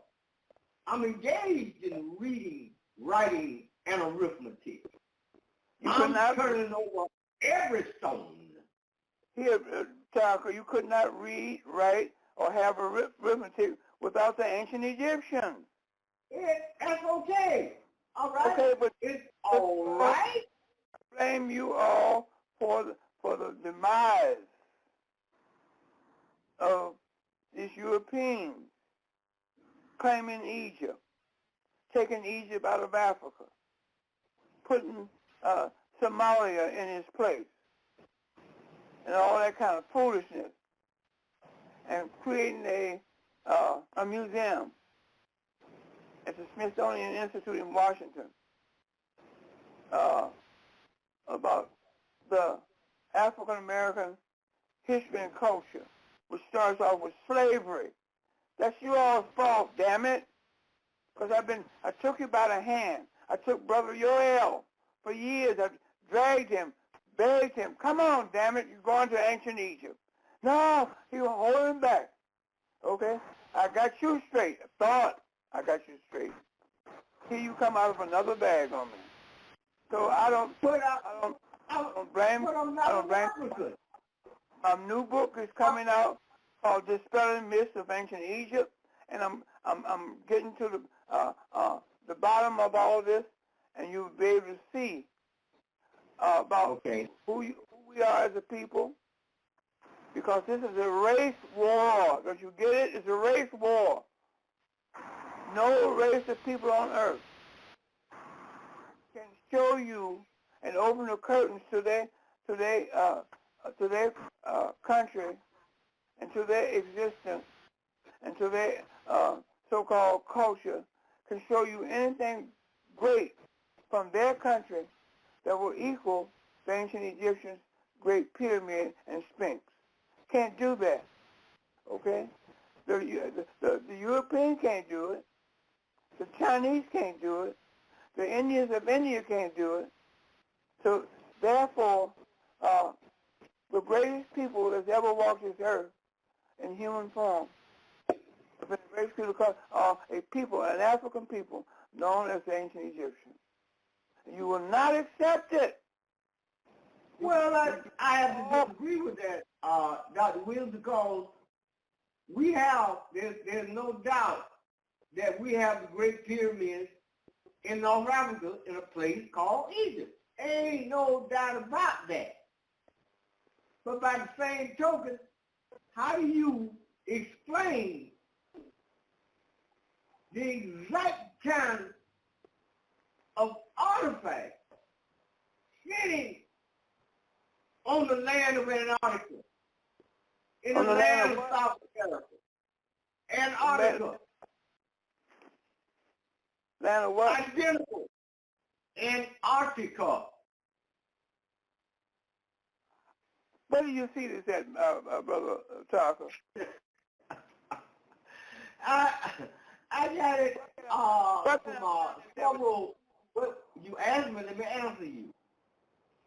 I got it from several different places, and I have several. Oh my goodness, several different books that verify the same identical information that I got from there, from the mountains, the caves, North America, South America, all of them saying the same exact thing. But I can't. If it was possible for me and truthful for me, I'm not about to try to claim something somewhere else about somebody else when I know damn well it's a lie. I'm going to do an investigation, and I'm going to look at all of it. I'm going to turn over every stone, regardless of where that stone at. Okay, how did I they don't tell care if you? it's in Florida. I don't care if it's in Texas. I don't care if it's in Chicago, Ohio, Mississippi, Alabama, Louisiana, California. I don't care where it's at. I'm going to examine it. And that's what I'm doing right now. What kind of artifacts are you talking about? Found where? I'm talking about the same people you're talking about. You're calling them Egyptians. You're calling the land Egypt. And What you land are saying, where is this land located? It's where is this land located where you call Egypt? It's in North Africa. Now, that's the land that you are talking about. Am I correct? It's in North Africa. I'm talking about where's the Great Pyramid built? It's built in North Africa. Okay, that's what I'm talking about. Now, what land are you talking about? I'm talking about the exact identical thing found in other parts of the world that I can verify and prove. It's only one Great Pyramid. It's only one. It's only one Sphinx. With all due respect, Dr. Williams. What? With all due respect, the largest pyramidal structures found on this earth are found in two places, the largest, the biggest, the widest, the tallest, and that's Peru and Mexico. Sorry. My brother Tarhaka. I'm not taking away from what's in North Africa, man. I'm just only telling you what we found. Why you let these white people do that? When you got a dollar bill, you walk around every day with your Great Pyramid on it. You don't see no Mexican pyramid on that, do you? You see the pyramid on the dollar bill is from Africa. The Great Pyramid is standing right there now in the continent of Africa. Why are you letting these change your mind? I thought I had you straight, my brother. Yo, you don't have me straight about a damn thing. Do you have anybody? I don't. I see that. Wait a minute. Dr. Williams, could you tell me about anybody in your family that you know of that came from Africa? I'm asking you. The lineage. Are you an African or not? I'm asking you, can you answer me and tell me about anybody in your family, down your family tree, down your family line, that is an African that came from the continent of Africa? Tell me who that person is. Where did the Chinese come from? From China or from Africa? Dr. Williams, could you please I hear what you're saying. I hear what you're saying. Would you please answer me, please? Okay. Let me ask you this. I don't want you to answer nothing. I want you to just answer the question, sir. Please. I'm going to answer your question. I am an African.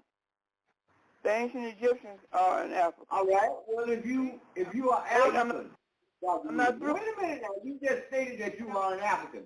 Where in Africa did you come from? I came from ancient Egypt. Called Africa. Where do you come from? Ancient Egypt. Okay? So you are from Egypt. We have far away from that. You're not going to get that. Well, wait a minute now.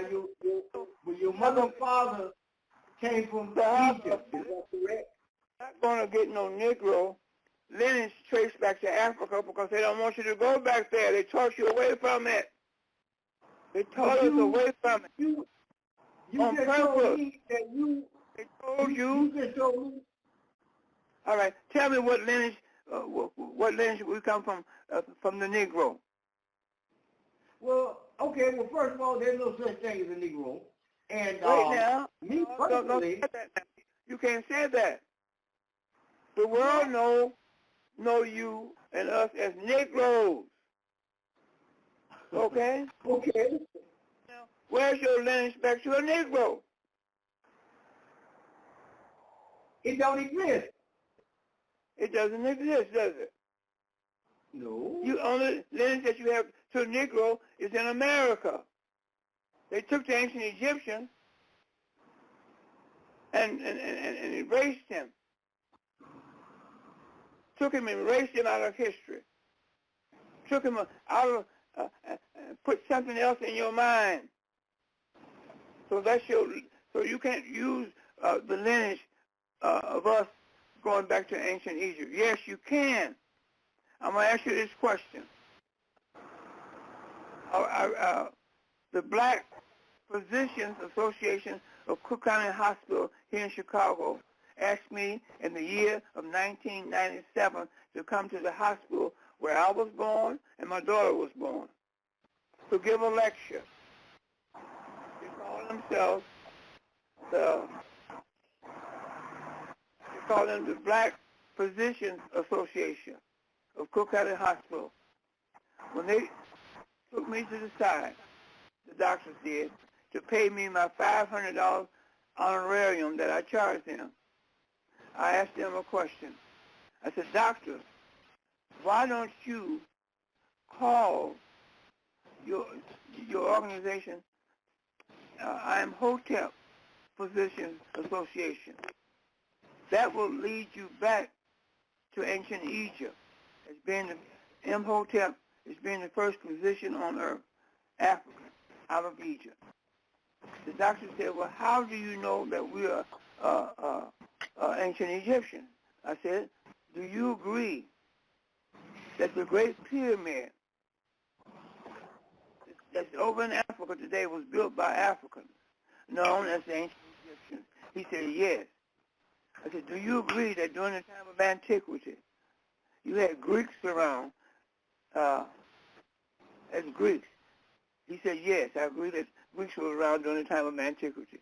I said, do you also agree that the Romans was around today calling themselves Italians? He says, yes. I said, okay, let's go back.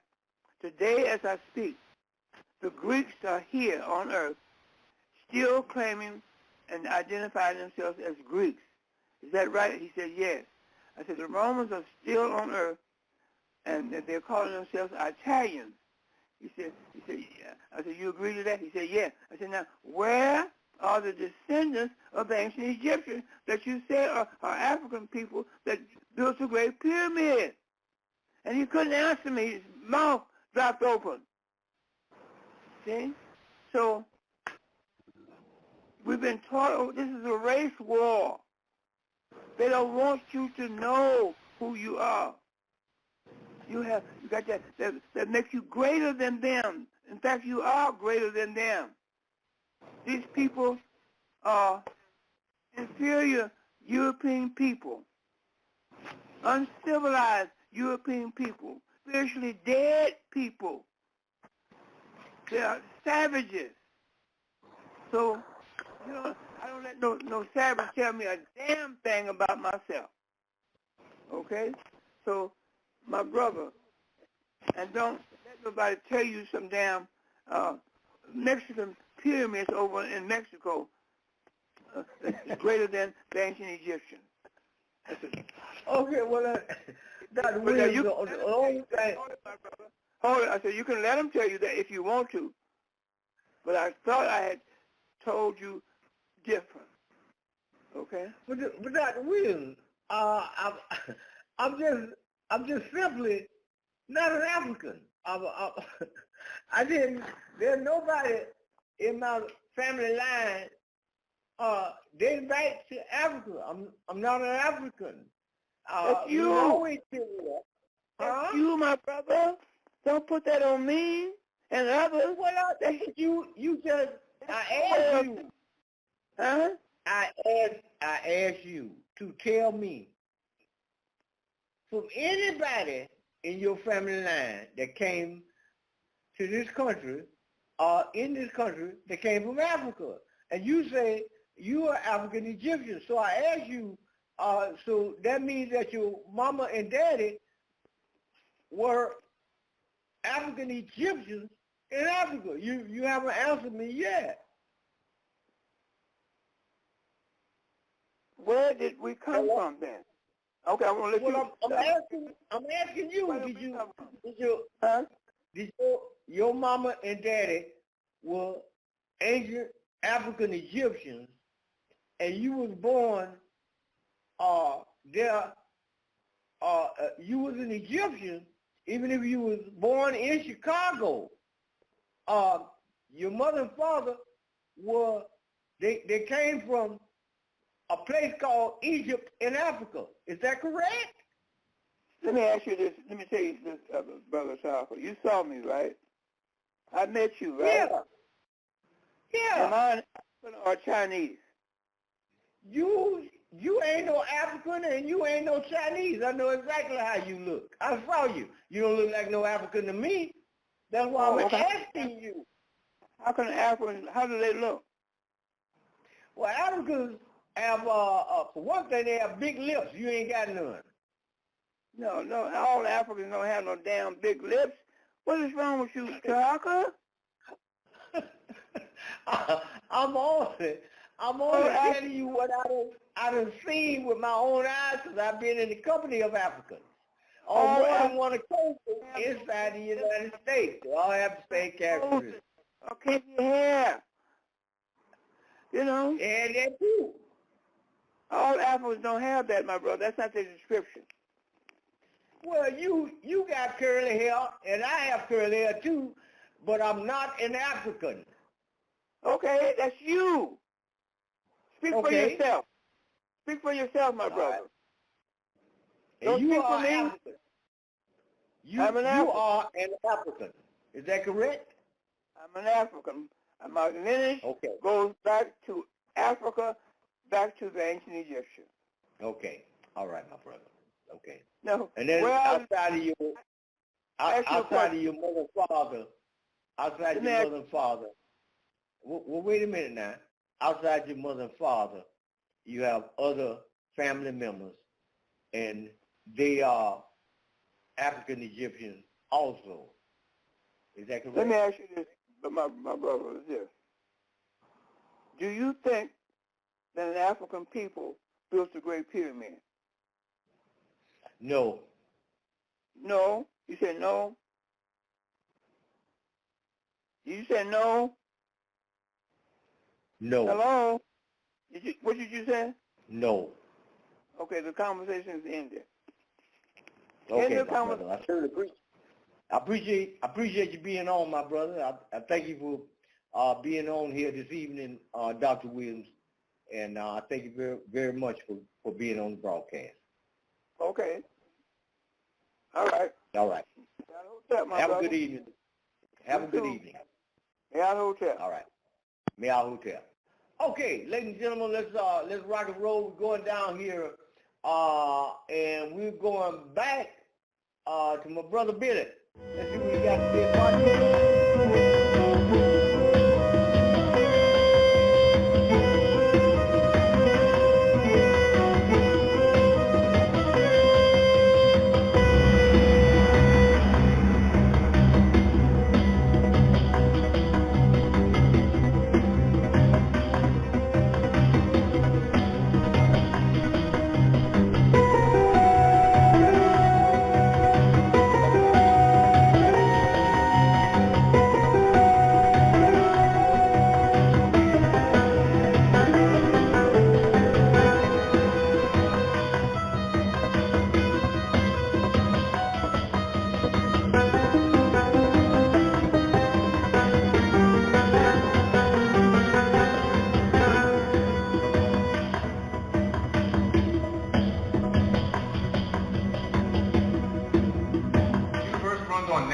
Law.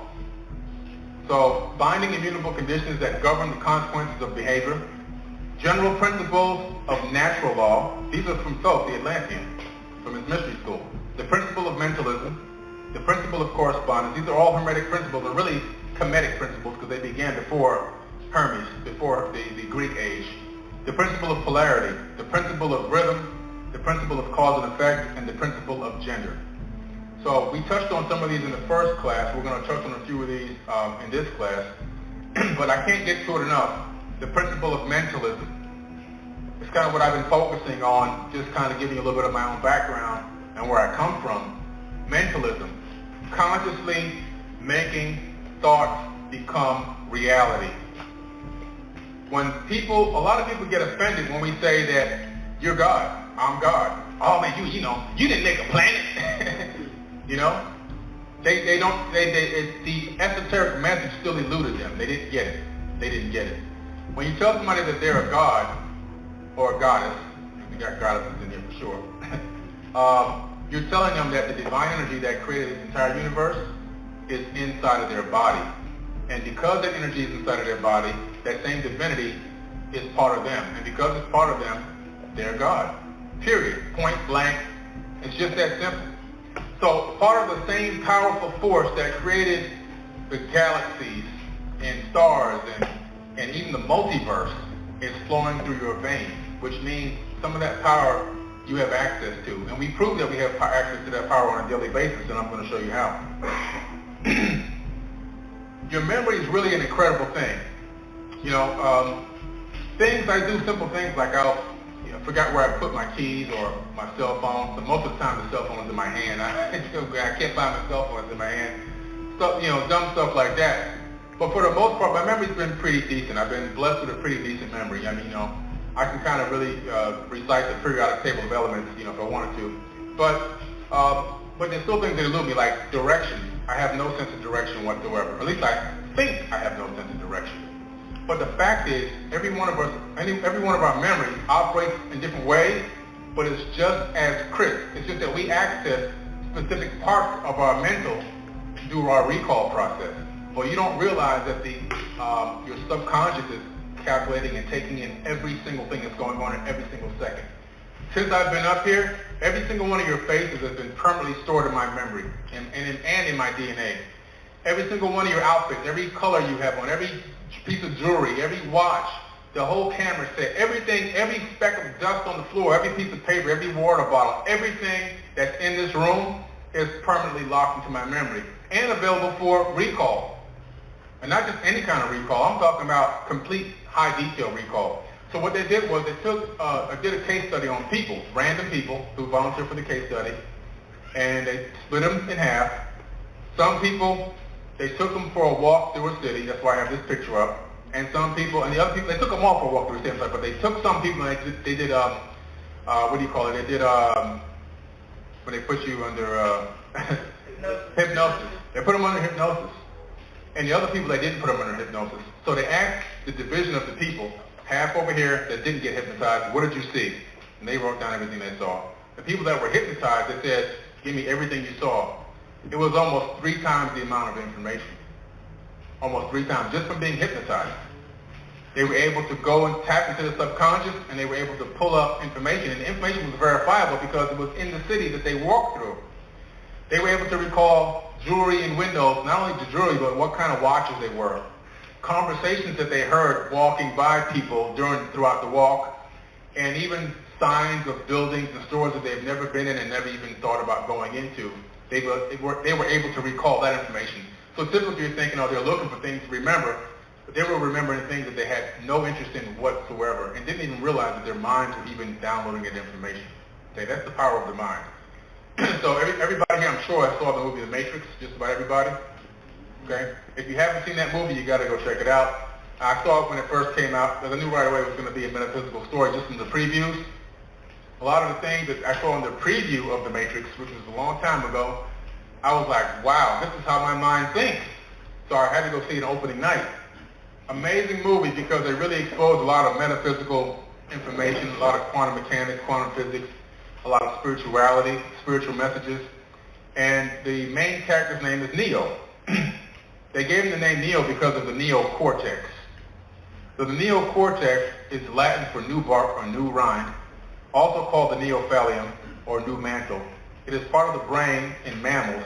It is the outer layer of the cerebral hemispheres and makes up 6 layers labeled 1 through 6, with 6 being the most innermost and 1 being the most outermost. The neocortex is part of the cerebral cortex, along with the archaeocortex and paleocortex, which are cortical parts of the limbic system. In humans, it is involved in higher functions such as sensory perception, generation of motor commands, spatial reasoning, conscious thought, and language, and you thought it was just a name. The neocortex is a powerful part of the brain. As a matter of fact, a lot of people get a deep stroke, and it affects the neocortex, and that's what usually destroys people when they have a stroke. If it's a deep stroke, that's what usually happens. That's actually what happened to my dad about, October. That's when it happened. He went into the hospital, unfortunately from a police brutality incident 4 years prior. They had broken his back, and it didn't heal right. That whole class I had to do it the day after my dad passed away. But he went to the hospital. He walked in there on his own free will. You know, somebody went, his neighbor took him there. But they didn't realize he had been self-medicating so much to avoid the pain. He ramped up his drinking, which he was already a drinker, but he was drinking 3 cases of beer a day and taking all the pain meds. They kept him all the pain meds. And when they took him into the hospital and said, okay, we got to admit you because your back is really messed up, and one wrong move and you could be paralyzed. Admitted him to the hospital, didn't give him the, they didn't realize, I guess they didn't do a good research. They didn't realize he needed to have the alcohol and the drug medication, at least enough to keep him from going into withdrawals. And they didn't. So what happened? He went to withdrawals. And then withdrawals triggered a massive deep stroke deep inside the neocortex, and that triggered seizures, and then he had 100 seizures in 2 days, which completely erased his mind. So, yeah. So when you hear me talking about police brutality, I got a real reason to talk about it. Because when it happened 4 years ago, I said they just took 15 years off my dad's life. And that's about how much time they took. I mean, he should be alive for another 15 years right now.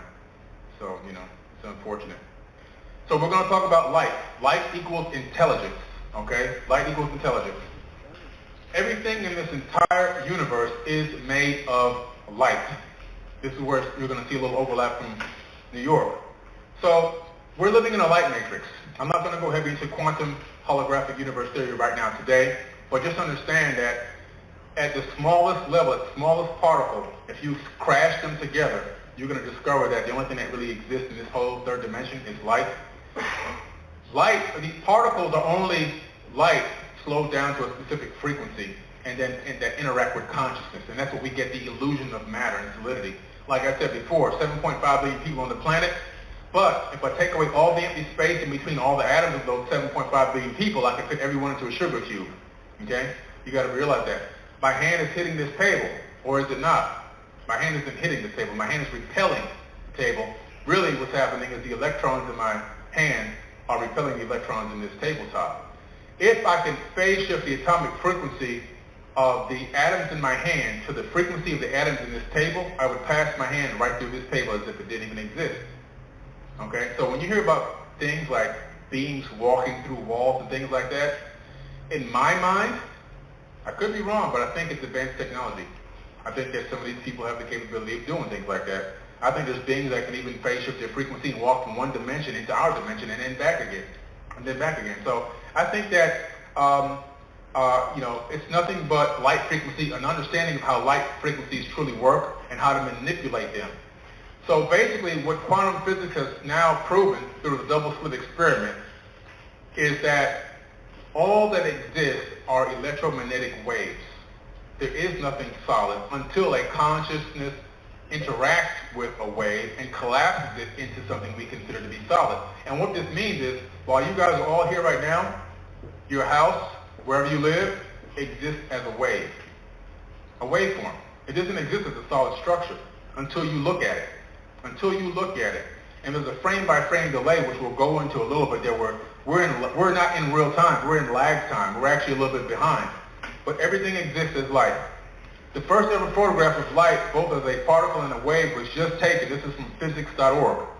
So they finally discovered a way to take a photo right at the moment that an electromagnetic wave, which is light, by the way, all electromagnetic waves are light. Okay? They're all light. That's what electromagnetism are waves of light. You can't see them with your eye because we only see a very small percentage of light. But if you had the capability of seeing in many bands of light, you'd be able to see trillions of waves flowing in us and through us and around us right now. Matter of fact, some of us would probably freak out because it could be a little horrifying to see other beings walking around at the same time in other light frequencies. So as a human being, we exist both as solid matter and we also exist as a wave of light. You are literally a light being. Every single one of us is a light being. We are beings of light. Every atom in your body is nothing more than a particle which is really started off as a wave, which has then now been slowed down to what's considered to be a solid piece of matter. So the word of the week is electromagnetic spectrum. The electromagnetic spectrum describes all wavelengths of light, both seen and unseen. Light is a wave alternating electric and magnetic fields. The propagation of light isn't much different than the waves crossing an ocean. Like any other wave, light has a few fundamental properties that describe it. One is its frequency, measured in hertz, which counts the number of waves that pass by a point in a second. Another closely related property is wavelength, the distance from the peak of one wave to the peak of the next. These two attributes are inversely related. The larger frequency, the larger the frequency, the smaller the wavelength, and vice versa. So we're literally, and I told somebody said to me the other day, God, you don't think God cares about it, and God's not, if I pray to win my game, you don't think that God wants me to win a basketball game? And I was like, not really. In my opinion, the creator of this realm, of this third dimension exists. I believe it's because of the science, to me, proves in a creator. This is, all the ancient texts say we're living in a creation. I'm telling you that the method used to create it is the light matrix. That's the method used for the creation. And I believe that from a higher perspective, if you look at a very nice, calm pond of water, and you take it, you're the creator, you drop a pebble in it, and you watch the ripples go out. And those ripples go out and they propagate out infinitely. And as they propagate, those ripples create circumstances. They create universes, galaxies, people, animals, alternate dimensions. They create problems and issues and love and light and hate and darkness and all these things.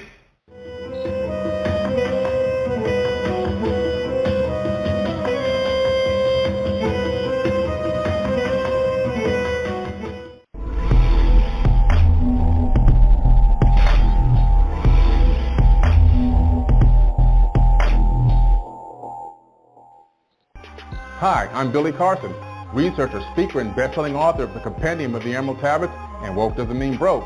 I'm inviting you to join me on ForbiddenKnowledge.tv to enjoy hours of great programming, learn the secrets of ancient Egypt, unexplained structures on the moon and Mars, financial literacy, holistic and healthy lifestyle.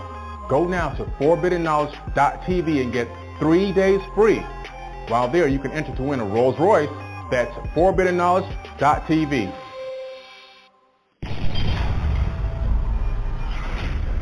You are watching Forbidden Knowledge TV. Hi, my name is Billy Carson, and I'm the president of Forbidden Knowledge.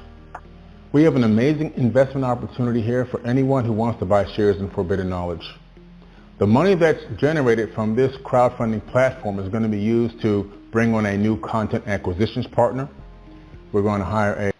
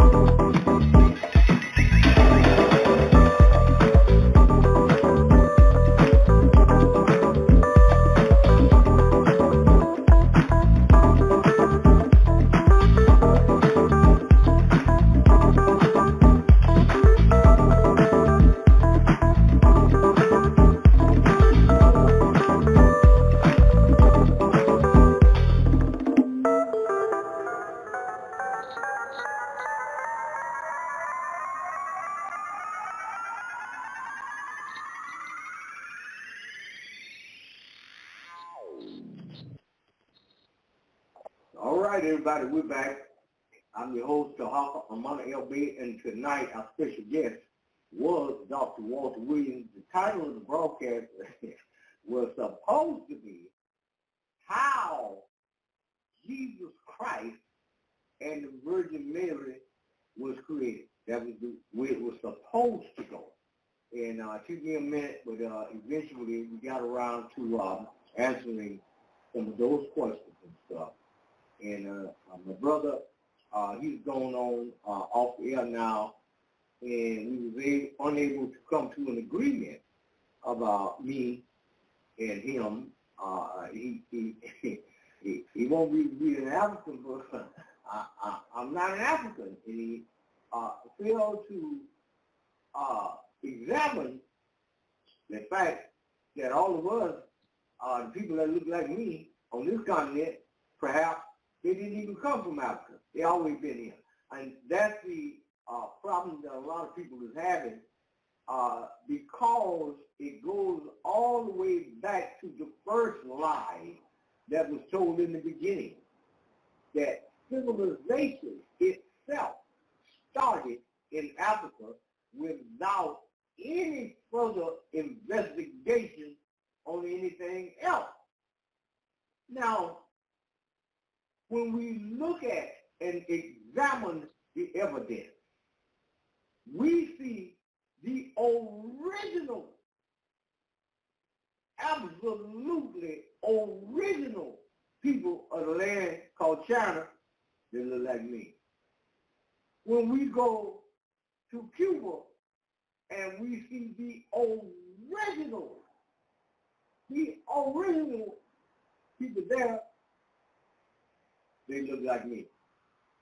When we go to Mexico, Peru, South America, Hawaii, you name it, the original people look like me. Now, here's a man that comes to me and tells me, well, all of us came from Africa. Well, wait a minute. Oh. Hold on a minute. Hold on. How do you explain pyramids in the Americas all over the place, including Antarctica, including artifacts of the same people in the Amazon? Why could they have not already be here? Why do we have to be here as a result of coming from Africa? Come on, man. My evidence, my investigation don't support that. One of the biggest problems as a nation of people have who look like me is they believe they came from somewhere else. They have a hard time with the fact that they were already here. They were already here. They was always here, dating back to the beginning of time. Now, that goes against the grain of a whole lot of lies that's been taught. Even though evidence is hitting you smack dab in the face, you looking at it, but you still won't turn your back on it and tell me that I need to claim something on another continent in a certain place about myself. Sorry, I can't do that without a thorough investigation. There's no doubt in my mind that we occupied Spain for over 580 years. There's no doubt in my mind that the Guinness Book of World Records ain't telling a lie about the largest and greatest pyramids that ever been found on this planet is in Peru and Mexico. There is no doubt in my mind that Africa enjoys over 640 plant species for food. And out of that 640 plant species, over 600 of them come from the Americas, not Africa. But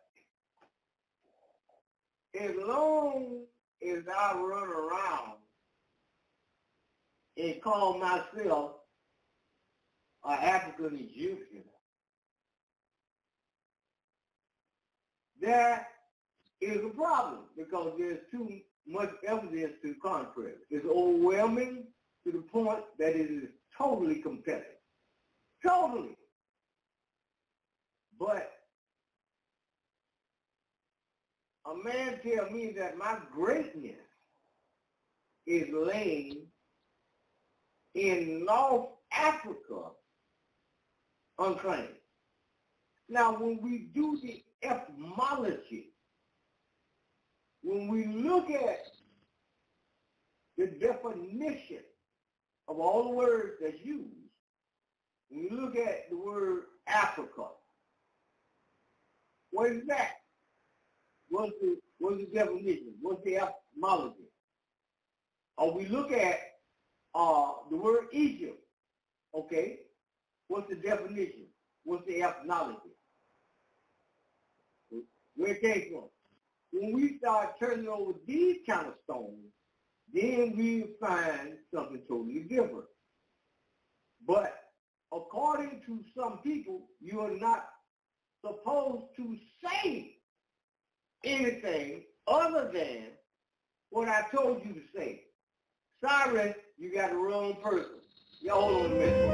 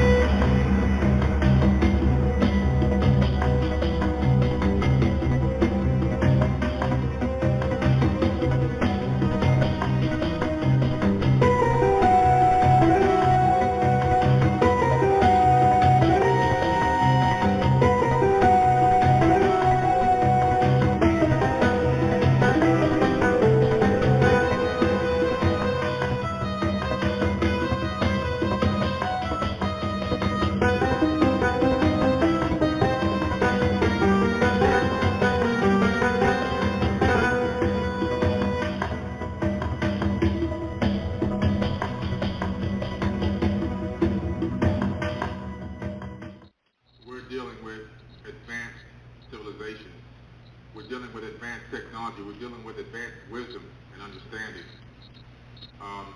Like I was talking about yesterday, the fact that these gods, some of them masqueraded as gods, as you can see, would be very easy. If you had the capability of doing something like this and knowing all this information thousands of years ago, and you run into a civilization that's obviously less advanced, they're going to deify you. They're going to make you into a god. We do it all the time. There's a place called Bikini Atoll in the South Pacific, and we went there to do nuclear testing, unfortunately. But in the process of setting up the nuclear test, we began to send military troops, and they had never seen any outsiders, never. They saw airplanes, they saw tanks, they saw boats pulling up on the shore, and they automatically thought these had to be gods. And then we started giving them things. We started giving them food, cans of Spam, all this kind of stuff. And they started thinking these were gifts from the gods, instantly, okay? After we left, what'd they do? They started building airplanes out of tree reeds and branches, building AK-47 guns out of branches and trees. They even tattooed USA on their chest.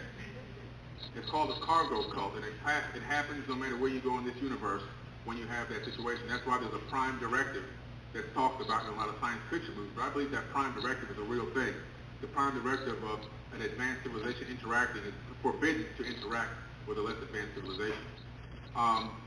the Anunnaki violated their prime directive when they came to Earth and began to mine this planet for resources. They did it for about 250,000 years without interfering with the existing hominid on this planet. But at that point, according to the Enuma Elish, there was going to be a war break out between the Ijiji and the higher-class Anunnaki because they were just tired of the workload. And because of that, the only way to stop the war was to come up with a solution on how to end this workload. Now, the workload had to continue because they're obviously a capitalistic type of society, because that's what they installed here on this planet. They needed those resources. They were probably earning some type of whatever equivalent of what we would call revenue off of these resources they were mining. They weren't just mining gold. They were mining resources all over this entire planet. So to prevent this war, this coup that was happening, they came up with the solution was to genetically modify the existing hominids and make that hominid into a worker slave. Now, they didn't just snap a finger and it happened. It didn't work that way. They began first initially with cloning. They tried cloning some of these hominids, and they had some problems with reproduction issues. Some couldn't even reproduce at all. Tumors, sicknesses, illnesses, early death, premature death. And they realized that was just too much work. And it's too hard to keep up. They were losing in production, not gaining. So the next thing that happened was they decided to see, well, if we genetically modify the human that's here in a way that we can take its full term and give birth, we might be able to get a successful Homo sapien. That's when Homo sapien came into view. 200,000 years ago, it's all we've been here. Us, this Homo sapien sapien. 200,000 years. We're the new kids on the block. We're definitely not even close to being the one-all be-all. We're brand spanking new, because in geological time frame, 200,000 years is a blink of an eye, literally a blink of, probably even less than a blink of an eye. Okay, we're just like boom, we're here. And so what happened was one of the Anunnaki females took an egg out of the existing hominid. There's a famous cylinder scroll on display at the British Museum about this. And they then added some Anunnaki DNA to this egg, and they took out some of the genetic material from the existing hominid, added their genetic material, inserted it into her womb, and she took it to full term in 10 months. And she then gave birth to the Adamu, which means first man.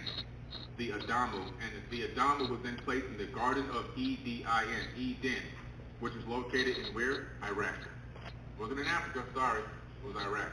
That was home base, that was the start of civilization, was Iraq first, when it became, as far as we're concerned. Now, that's where they first touched down. They touched down in Iraq, in Mesopotamia, 450,000 years ago, mined this planet for 250,000 years, and then began the genetic modification of the existing hominid on this planet. They didn't create us. There's always people, oh, the Anunnaki created us. No, they didn't create us. We were already here. Our cousins were here.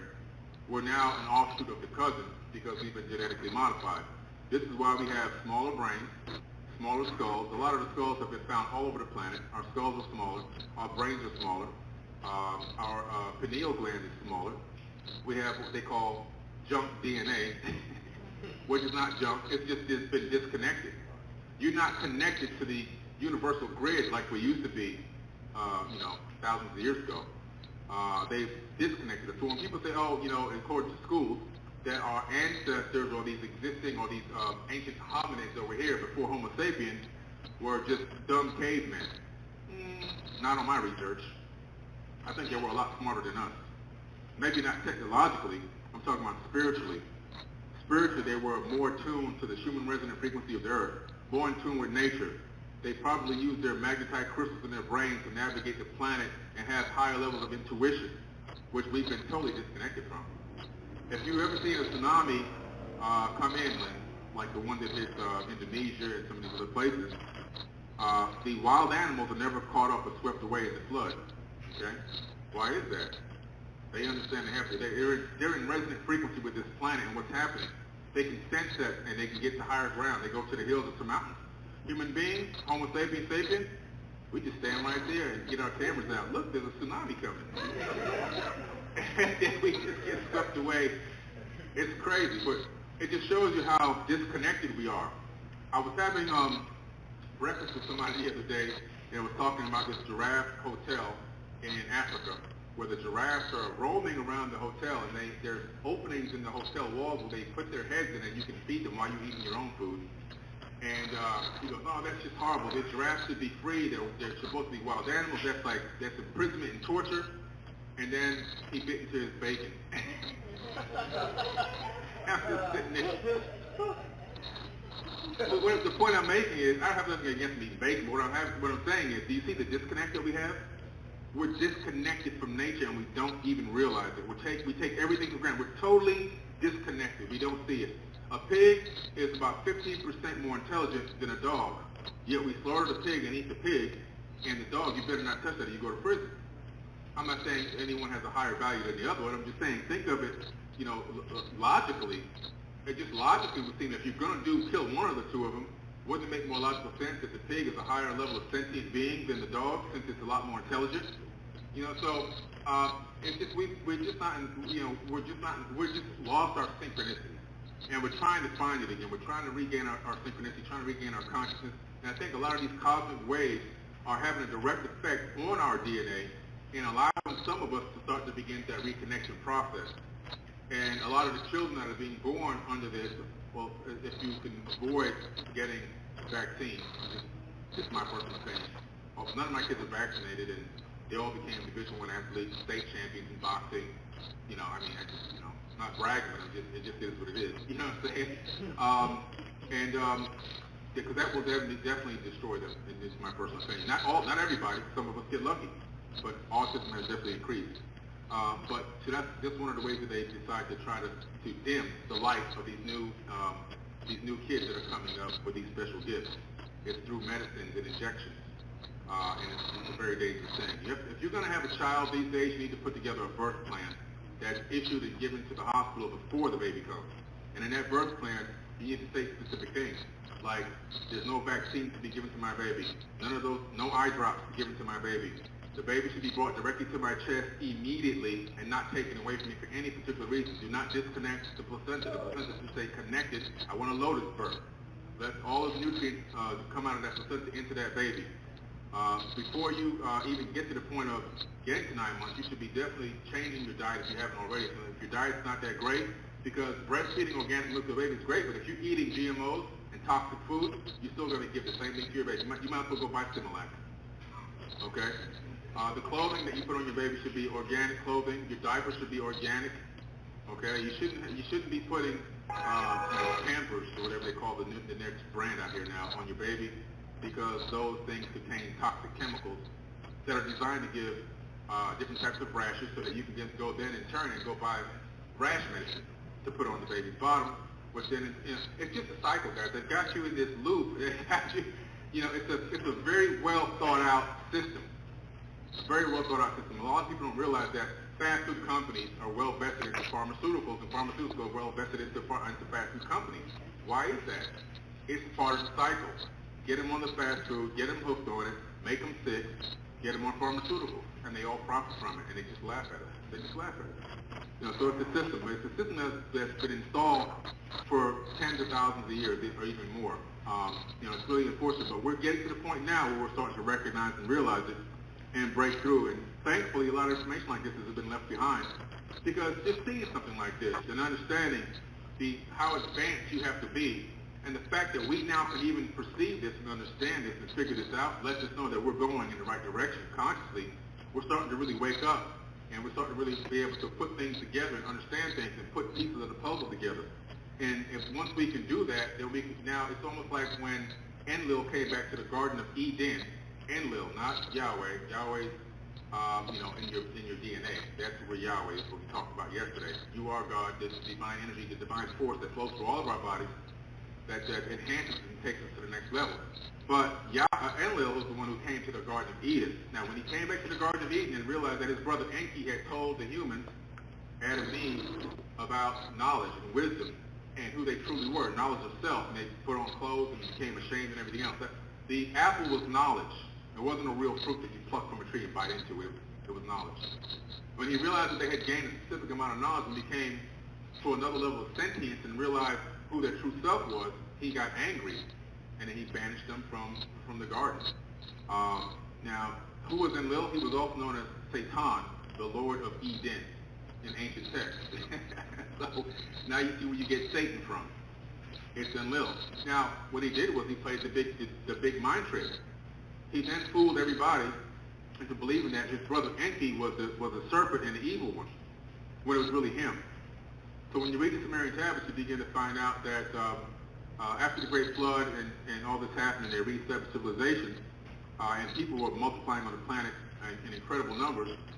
If they got too loud or he got too pissed off with them for whatever reason, because they were having their own internal battles or they were just making too much noise, he would just call them. In other words, he would just kill them all. Kill 100,000, kill 200,000. He would starve villages, just purposely dry out he would give an order to dry out their fields. This is Yahweh, but they're thinking it's the creator of the universe, but it's really just a flesh and blood person like us that puts on his pants one leg at a time. Just a little bit more knowledgeable, had more advanced technology, knew a little bit more, and because of that, we became a cargo cult. We deified them. So, but he tricked everybody to believing that his brother Enki was the evil. His brother Enki actually had empathy for humans, married a human, and was banished from his own home planet because of that. And when he did the genetic modification under the order of his brother, he came up with the suggestion, but his brother put the decree in, Enlil, to do the genetic modification. He was just trying to stop the war at that time. But when he did the genetic modification, he gave us a little bit extra. A little bit extra. He genetically modified Homo sapiens in a way that we have the capability of surpassing even them. And then when his brother Enlil discovered this, he was irate and went crazy. He went ballistic on his brother. Because he says, how could you do this? That they outnumber us, they can become greater than us and more intelligent than us, then where we fit in. This is one of the reasons why they didn't create, a lot of people say, why did they just create a lot of robots? Well, they even knew about that. AI was no good for them. They created a cybernetic organism that went on a trip with Gilgamesh. So if you read one of the oldest texts out there, the Epic of Gilgamesh, which is a true and full story of Noah, Gilgamesh was a half-human, half-Anunnaki. Okay, he was the son of Enki and the son of a human woman. And he was a giant, massive, strong man. There's depictions of him holding a lion with one arm up on his chest. Okay, this was a massive dude. And he goes on this journey, but they give him this R2-D2 type of thing to go on this journey with him. It was artificially intelligent. And they actually had a few more of them in the medical department that they had, because they had a medical city for healing. And they had a few of these android type things there. This is in stone text, written, documented now, 6,000 to 8,000 years ago. So you just can't make this stuff up. I mean, you can't try to change the stones. You can't erase the stone and rewrite it. This really happened. But they had conversations from time to time, and they realized that these androids, if they created too many of them, could outnumber them, and then they would have no need for them. This is why they chose to genetically modify a biological robot, humans or hominids at that time, whatever the hominid in particular was, and making Homo sapiens sapient. But the good news in all of this is the fact that they actually claim and state that the current human that they have now genetically modified, because of the work of the geneticist Enki, even though our lifespans have been shortened and things like that, but we have the capability of fixing that scientifically. We're in the day and age where we've already learned how to stop the telomere degradation. But because of the way that we are created, we have the capability of superseding the level of the Anunnaki, the level of these beings that came from elsewhere, spiritually and technologically. And we have all the numbers. Like I said yesterday, there's 7.5 billion people on Earth. And we are letting less than 100 people control everything we see, taste, smell, touch, everything our kids do, everything everywhere they go.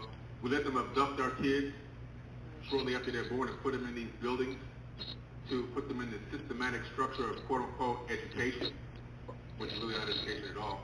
It's an abduction. If you go into ancient times, your kids were never abducted and taken away forcefully. Because what happens if you don't take them to school? Yo.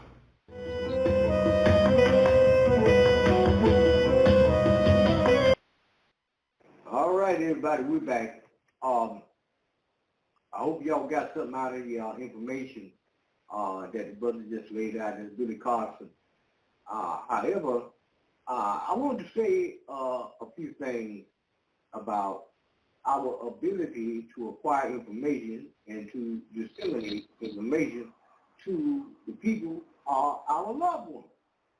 Now, one of the worst things that you can ever be involved in is knowing something and delivering something to somebody who is not interested in what you have to say. It's amazing. I've been in that situation on more than one occasion. That you actually, when you know something, you don't really have to say anything. All you have to do is appear. You can have a whole group of people talking about a whole lot of BS. But when you walk up, everybody begins to walk away just because you have walked up, which means zero BS. You are about to start talking about something that requires a man and a woman to think. Everybody ain't willing and ain't ready to be engaged in that kind of business. They what they want to do is we don't want to think. We just want to just say a whole lot of BS and then go home and think that we had a good day. We're going to dodge anything that remotely resembles thinking and reasoning and reading and writing and arithmetic. You discover that. And I mean, it happens all over the planet. It doesn't matter where you go. You can go in a grocery store. You can go in a warehouse with construction materials. You can go in a place where they finna start building capsule columns for bridges and buildings and stadiums. You're gonna run into the same identical thing. Now, does that mean that you should refrain from reading, writing, arithmetic, and thinking? No, it does not, because you are responsible for you. You have to live in this life and move and have your being based on what you know for a fact and you can prove. You ain't got to argue and debate with nobody. You ain't got to be doing all of that. All right. But anyway, I'm going to take another little quick break and we'll be right back. Y'all hold on a minute.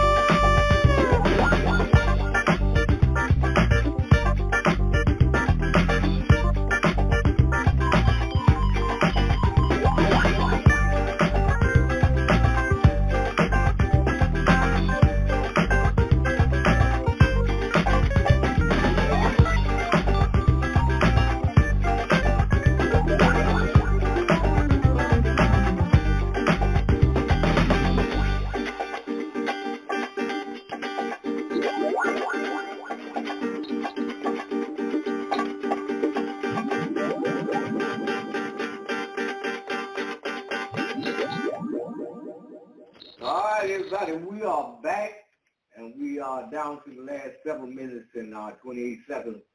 I want to add a little bit more and food for thought, what you need to think about.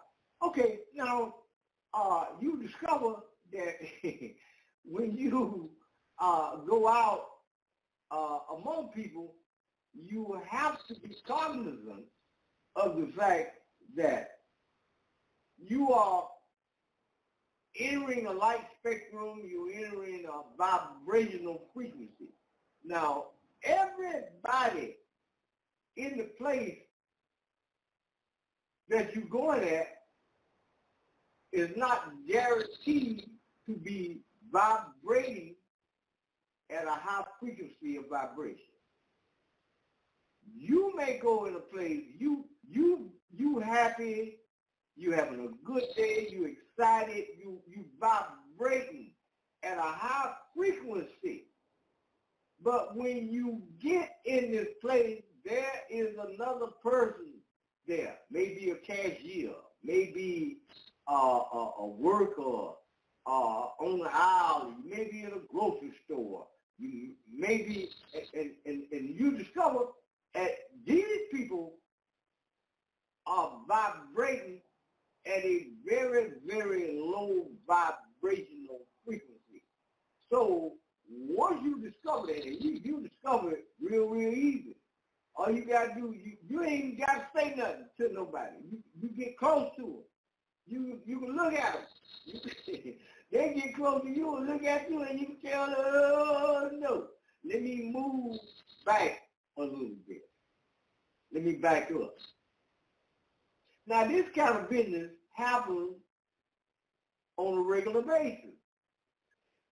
You will find out that it's all over the United States. Just think for a minute. All right, now, we got a college. We got all the students in the college. Everybody just have a regular day. However, you got one person that may go to the college or may not go to the college that has decided to come into college and try to kill as many people as they can kill.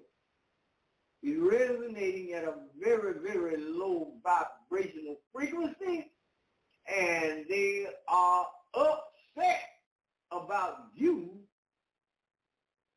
having a high vibrational frequency and just enjoying the evening. Isn't that something?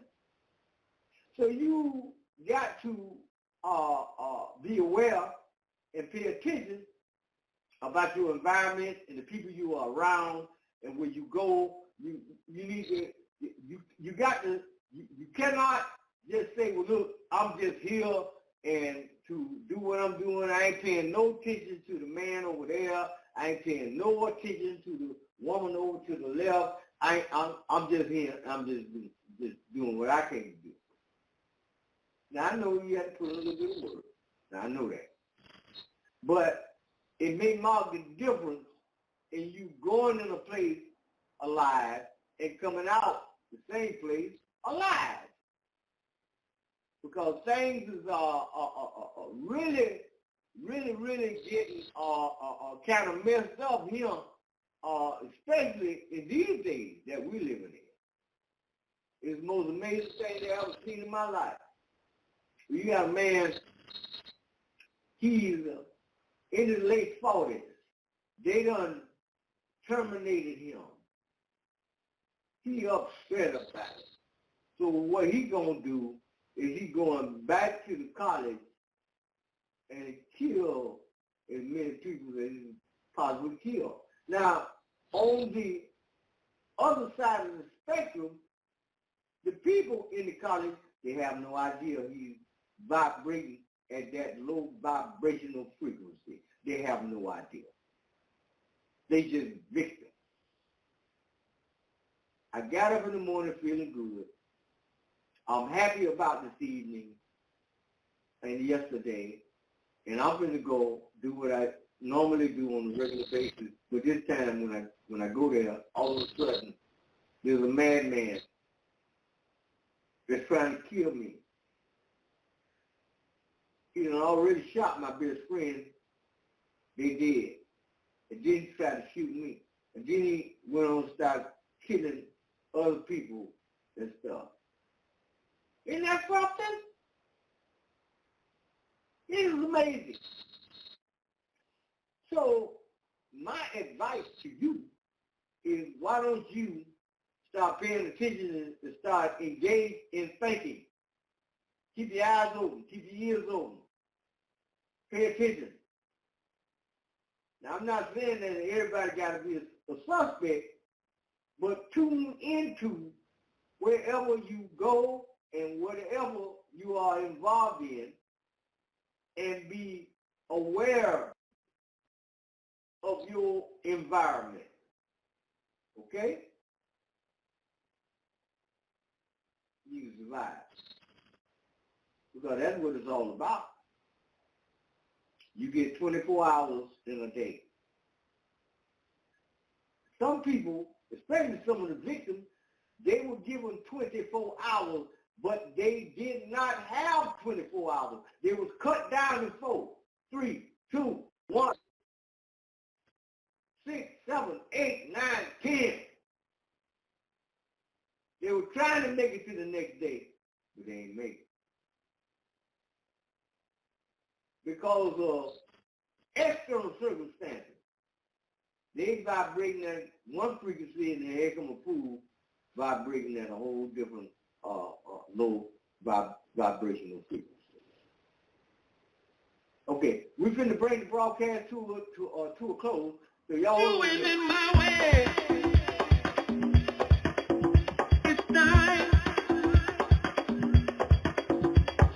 Make my stand. Do my thing. Don't listen to what nobody has to say.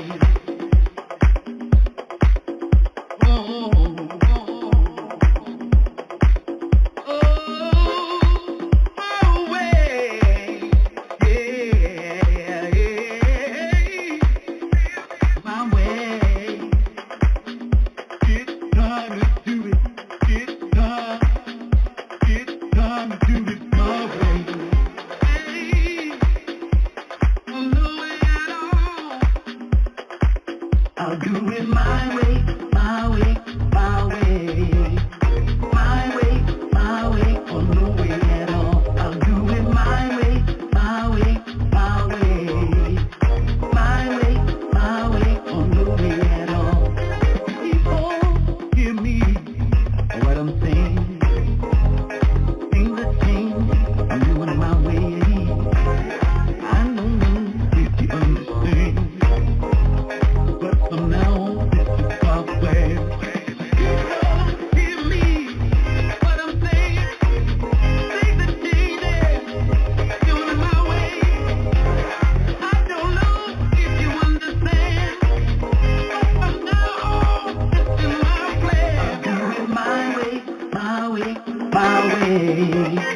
My way, or no way at all. I'll do it my way, my way, my way. My way, or no way at all. I'll do it my way, my way, my way. My way, or no way at all. I'll do it my way, my way, my way. My way, or no way at all.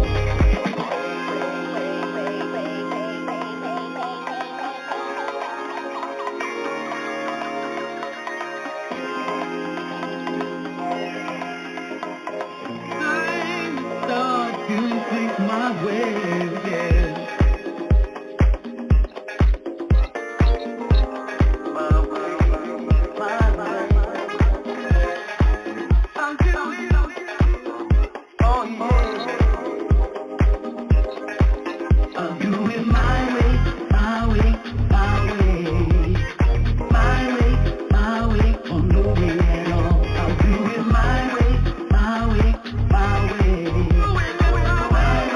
My way, or no way at all. I'm so tired, so much confusion. Don't know why people are getting